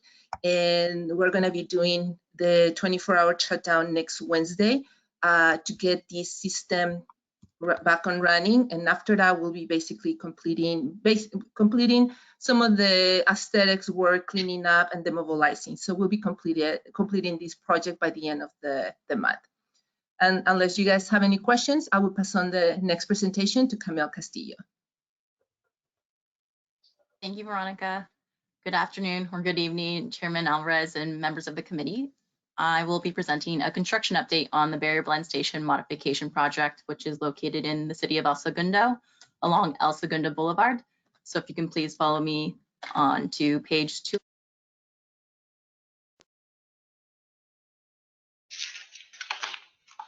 So you will see that construction has been occurring since last month. And so on the far left, you will see one of the 3 air vent risers have been relocated. It's a little bit more further south in the project site, as well as in this image, you'll see it's exactly west of the existing barrier blend station vault. In the center image, you'll see one of the 2 cathodic test stations that have also been relocated. This one is currently behind where the new sidewalk will be going. And on the far right, you will see an image of the trench that the new cathodic test station was installed is backfilled. As well in the background, you'll see the new air release vac valve that is currently on the project site. And so if you follow me along to the next slide, these are construction images of the electrical portion of the project site. On the far left, you'll see excavation occurring in which they had to excavate to trench the new conduits that were going to be installed to the new location of the RTU, or the remote telemetry unit, that is being relocated as part of this project. And so in the center image, you'll also see the concrete form in which the contractors are building a new housekeeping pad in order to house the new RTU, as well as the new SE meter that's going to be installed on top. And so on the far right image, you'll see the finished product of that construction. And so this construction project is hopefully going to be scheduled to be completed by the end of this month. There is some coordination with SCE that has to be completed. And so basically most of the construction has been successfully completed. And so this concludes my update. I know my colleagues and I will be happy to answer any questions you may have. Just to add to Carmel's project, the barrier blend station is a project that we enter into agreement with the developer of Mar Venture, where the construction costs of that project, as well as the engineering costs, as well as staff time, is being reimbursed by the developer. That's great. Director Alvarez, I knew you would like to hear that one. I do. That's a good story. Thank you for that, Wendell. Okay, so next item is the 6B. Yeah, this is our second final item on the information calendar. Chairman Alvarez, this is our water facilities update, which is a combination of, we used to have one for separately for the connections end of the recycled water and the operations end. So these are combined into one for a little bit more of a streamlined approach. And we have our senior operations engineer, where you are, Susanna Lee. Hi, Susanna. That's going to lead off this presentation and be joined later by Frank Fuchs, our operations supervisor. Thank you. Thank you, Patrick. Can you all hear me okay? Yes, we can. Okay. And good afternoon, Chairman Alvarez and members of the board. So please turn to page 214 of the package for the water facility operation update memo. And as Patrick mentioned, that now it's combined with the customer development memo as one departmental update. And the presentation was sent to you also separately. And so with that said, please turn to page 2 and we will begin with a review of the influent water quality. So as the graph shows that for the month of February, the water quality has kind of calmed down and aligned with the winter months water quality. The average turbidity for February was about 13 NTU, even though it's a little bit higher than the average, about 12.5, but it has come down from the January average of 16 NTU. Now moving on to slide 3 of the presentation, we'll be discussing about Mr. Chair, can I interrupt and ask a quick question? Yes, you may. Hey, thank you. Thank you, Susanna. Can you go back to that last slide real quick? Sure. I just wanted to understand, because I remember last month we ended up not being able to talk about it, but I saw this. So just totally curiosity, we had that big spike in the last month and a half. What was that? Because it's, it was real out of the ordinary. Right. From time to time, Hyperion will have an upset on their side with maintenance issue, and just with the winter month, we'll have water quality upsets events. So yeah. So that's probably correct. Okay, yeah. Because obviously they hadn't had anything since August. I mean, they were doing pretty good, and then there was that. So right. I just was wondering, but I see it's calmed down again. Right, and we do have constant communication with Hyperion. So, and we'll be having our next quarterly meeting soon. So we'll be following with them as well. Okay, good. All right, thank you. Going back to slide 3 and onto our monthly production updates. So this is still just the January sales report because finance usually finish their sales report on the 10th, which is this morning. So I do have the February number, so I'll be reporting that orally. So from what I've seen on the numbers for February, it looks very similar to the January sales numbers. And for February, the recycled water sales is roughly 3% below budget, which compared to last month was 4% below budget. The main thing to highlight here is that the barrier production is continually limited by the county injection target of 11 MGD. And the county has informed West Basin that the well construction project is beginning this month, which may further reduce the injection to between 9.5 to 11 MGDs.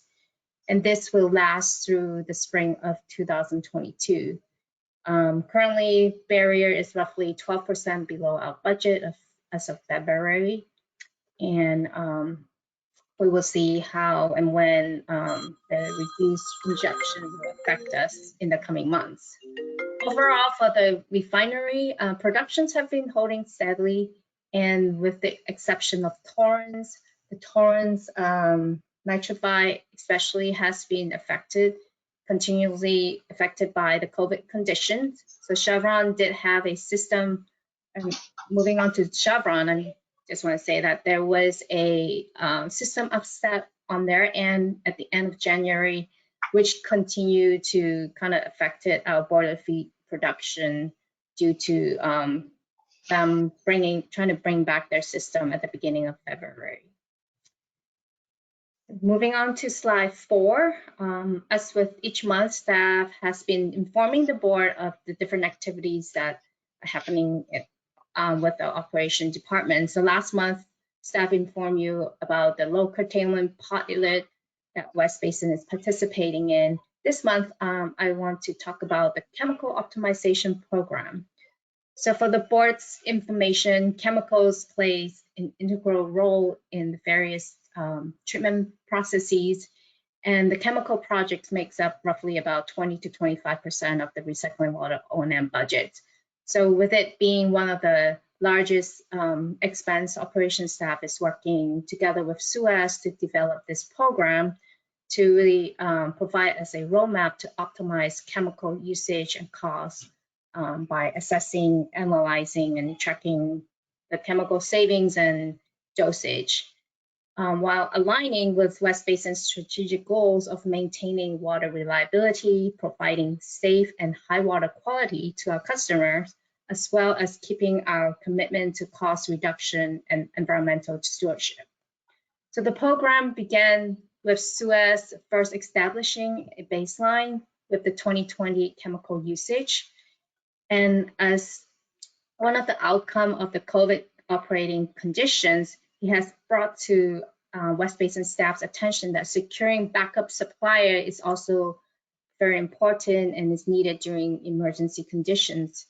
So few of the chemical vendors have informed West Basin during 2020 that they have to exercise force majeure due to COVID, and as a consequence has kind of imposed additional fees, and for oxygens they have restricted quantity of delivery at some point. And chemical vendors have also been reluctant to sign on new customer during this last year. So with the COVID conditions not ending soon, staff has actually reached out to the current chemical vendors and soliciting interest in new unit pricing to possibly extend the contract for 1 additional year. So we'll be coming back to the board in the coming months to provide you with an update on that.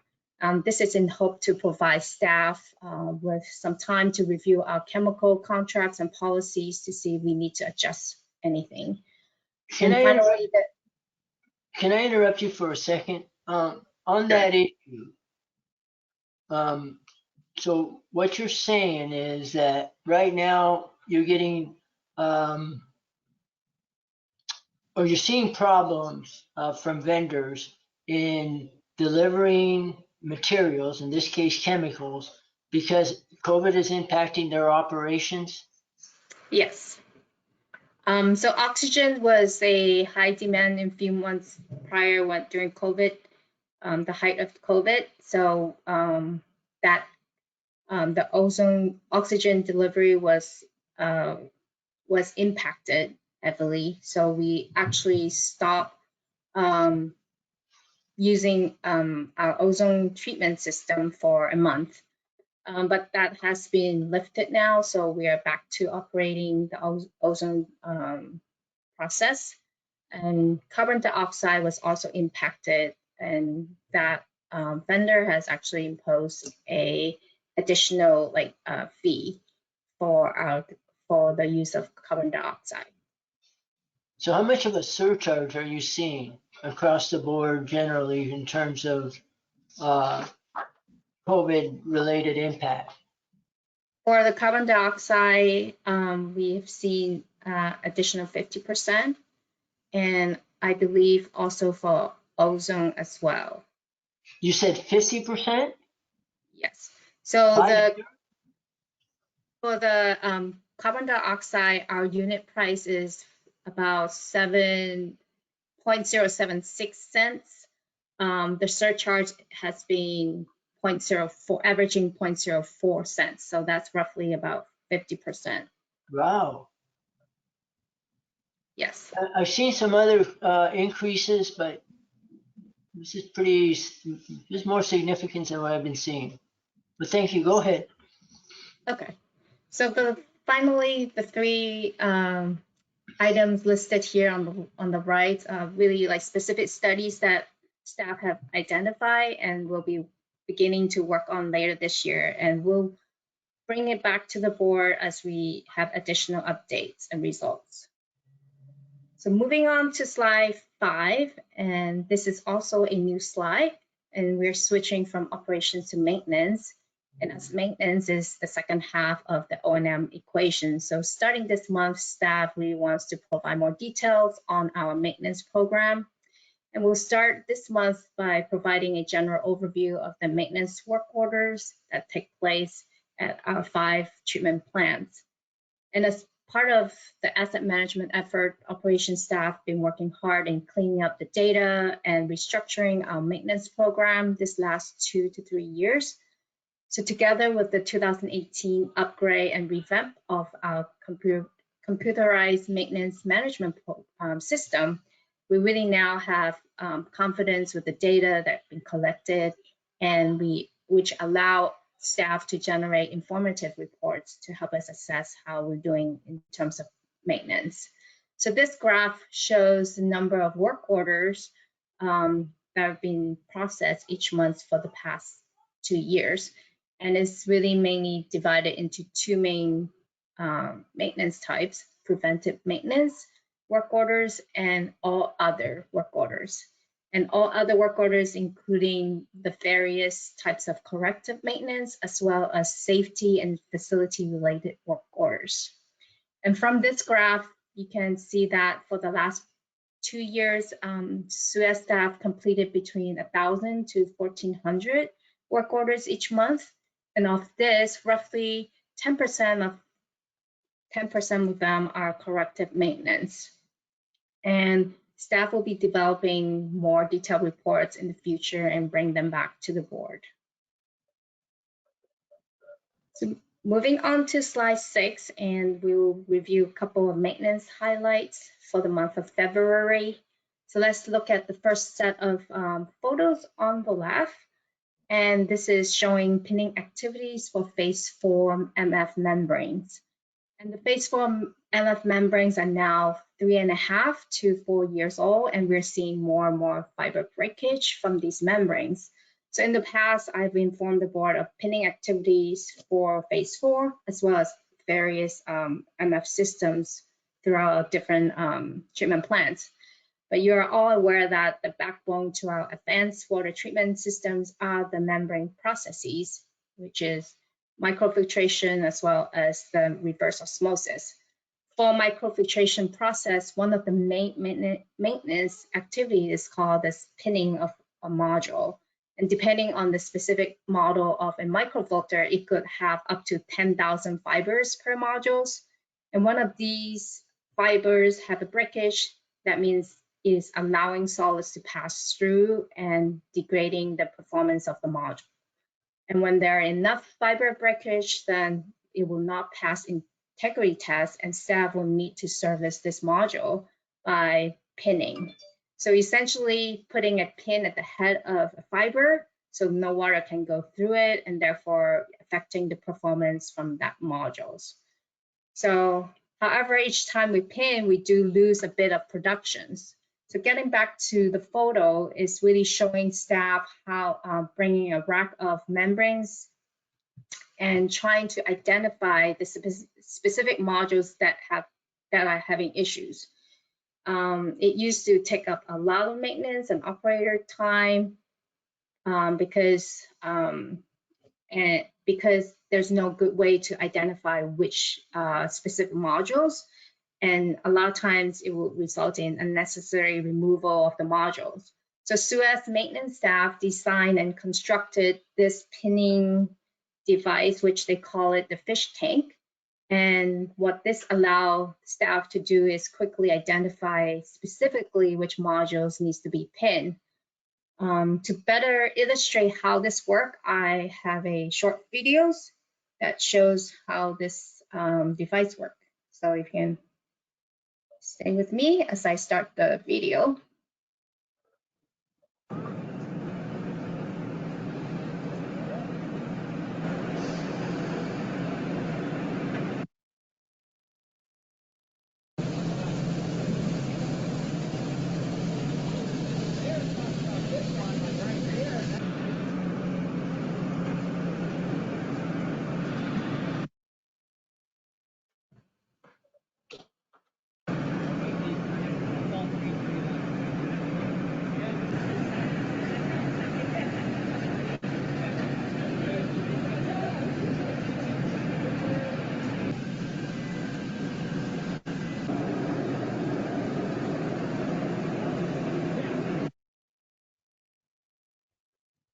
So hopefully this gives you an idea how this works, and it SUEZ staff is still trying to come up with the statistic how much time it has helped to save them, but it definitely has helped to remove any and help to minimize unnecessary risk of removing modules that were not needed. Moving on to the activities on the right, and this is replacing and swapping out one of the influence strainer at the Chevron nitrify plant because there are no isolation valve for each of the biophores. So each time the strainer reaches the differential pressure set point where it needs to be replaced, it really requires a short shutdown for all biophores. So that's one of the mini projects that SUEZ staff have to do this past month. A couple of items that I want to bring up to the board attention is Top Golf Constructions has started this past week, and West Basin staff has been in contact with the contractor, and they have already removed the poles and net along the fence lines in back and put up their construction fence. So the construction is moving fast, and staff will be happy to update the board in the coming months with construction schedule and with some pictures. And one last item before moving on is a motor control panel cabinet replacement at the Torrance site. This is a critical item that the staff have to require immediate attention. So staff will be bringing these items to the board in the coming month as a ratification item. Moving on to slide 7. This is a recap of the past month's compliance activities. It was also a very busy and active month for the compliance staff. There were a total of 7 annual and quarterly reports that were submitted. These are the various facilities and product lines identified in this chart. So staff also conducted a virtual NPDES permit inspections with the Water Quality Control Board, which involved West Basin's compliance staffs and maintenance staff and SUS lab staffs. So it was a very successful inspections. And this is like the first time conducting the inspection virtually. We did not receive any notice of violations, but the final report will be sent to us in a few months. And finally, to support the submissions of some of these reports, a total of 3,450 samples were sampled and analyzed. And now I'm turning the rest of the presentation over to Frank. Thank you, Susanna. Good evening, directors.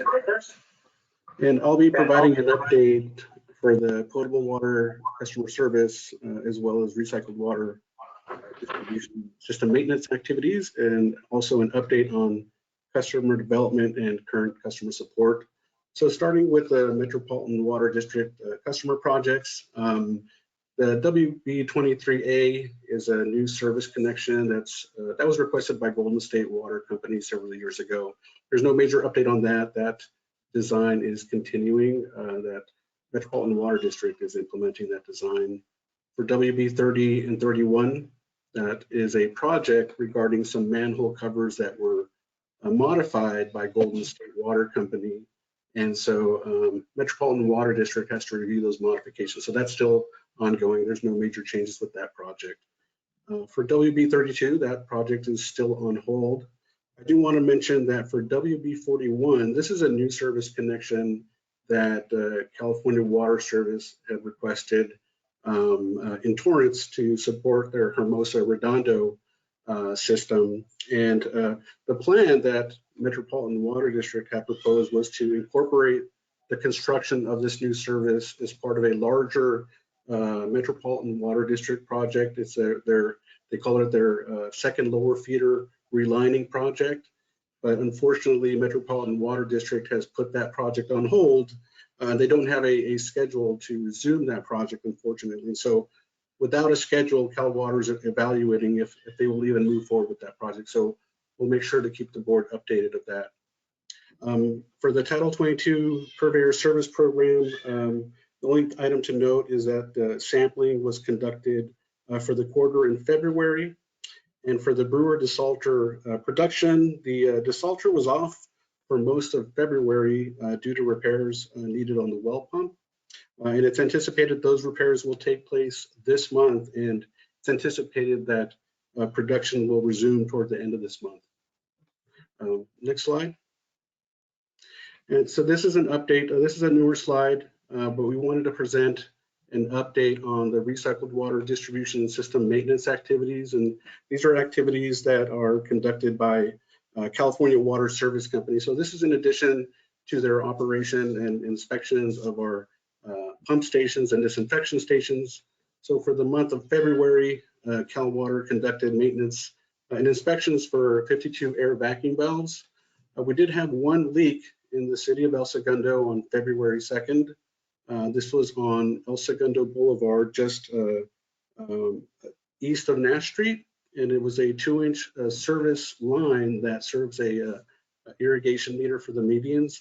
Cal Water responded immediately to that leak and implemented those repairs. Moving on to water samples, Cal Water collected a total of 51 water samples for the month.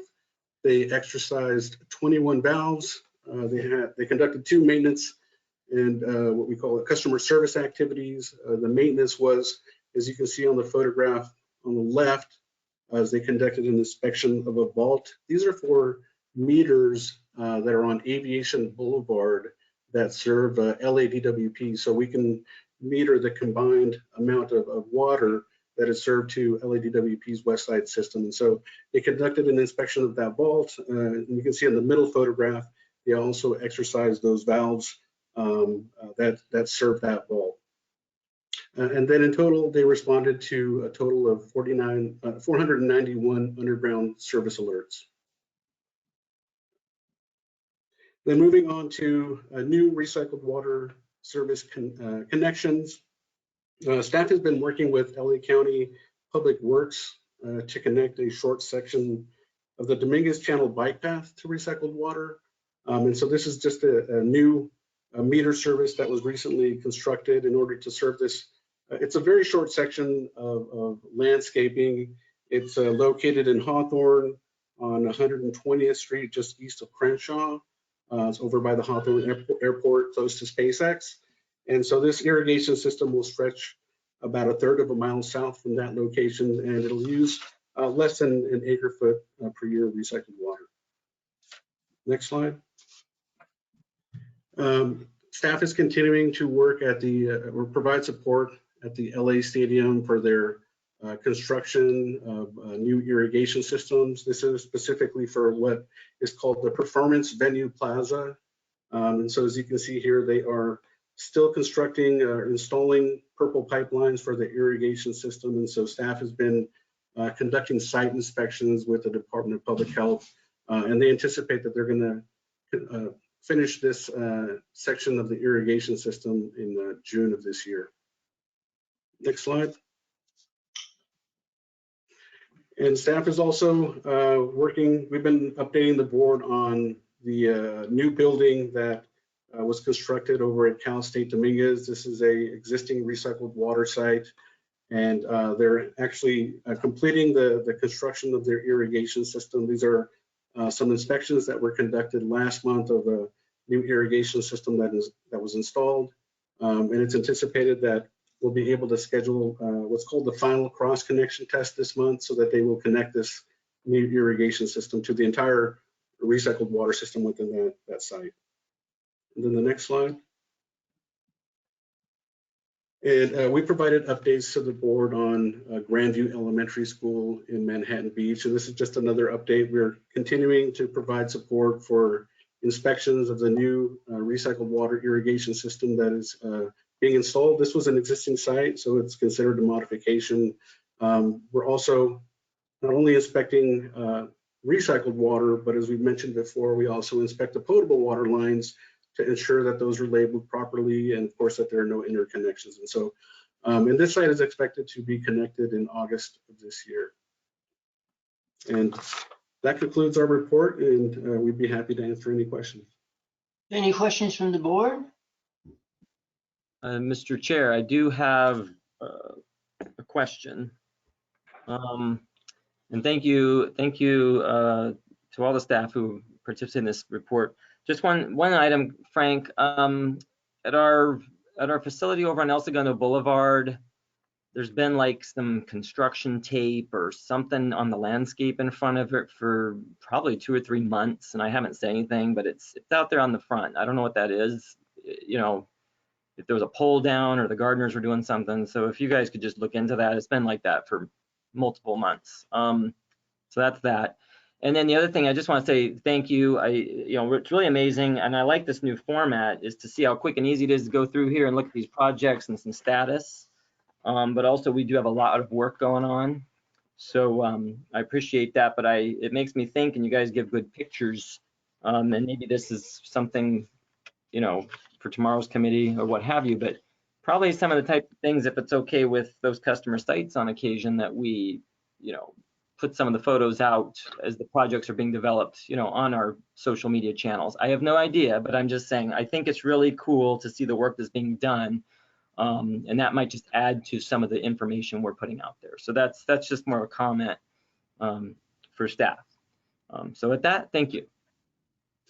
Thank you, Director. Yes, and we'll look into that. So just a question about the construction tape that you saw. Yeah, does that happen to be next to the Lakes Golf Course? Oh, no, this is over on El Segundo Boulevard, right across. I'm sorry, El Segundo Boulevard. Yeah, right by the, I can't remember what corner that is, but at our offsite facility. Yeah, there's something on the landscape. And I can't tell what it is, but if a post was down, or I don't know what they're doing over there. But anyway, just if you guys will check it out.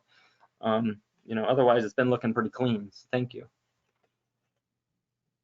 Okay, thank you very much for that report. I think that brings us to the end of the information calendar. There's no closed session that I know of. And That's so correct, Mr. Chair. go ahead. I was He said saying that's that's correct. There's no closed session. All right, so next item is director comments and future agenda items. Director Williams, do you have any comments or? No, thank you. Great meeting, great reports. Meeting's a little long, Desi. Meeting was very long, and last meeting was very long. We've got to shorten all these meetings, but we'll get there, one step at a time. Any other director Sure. comments? It's No, great thank work. you. No, thank you, Director. Thank you, Chair. Okay. I'll just echo, Mr. Chair, staff, thank you very much. I think they're very thorough reports. And yes, the meetings can be a little long, but we'll get them tightened up. But thank you. You guys did a great job. Thanks. Thank you very much. Well, thank you very much to the staff. It's been a long day, but we appreciate all your time and effort. Thank All you. right, with that, I think we're adjourned to April 14th, 2021, 4 p.m.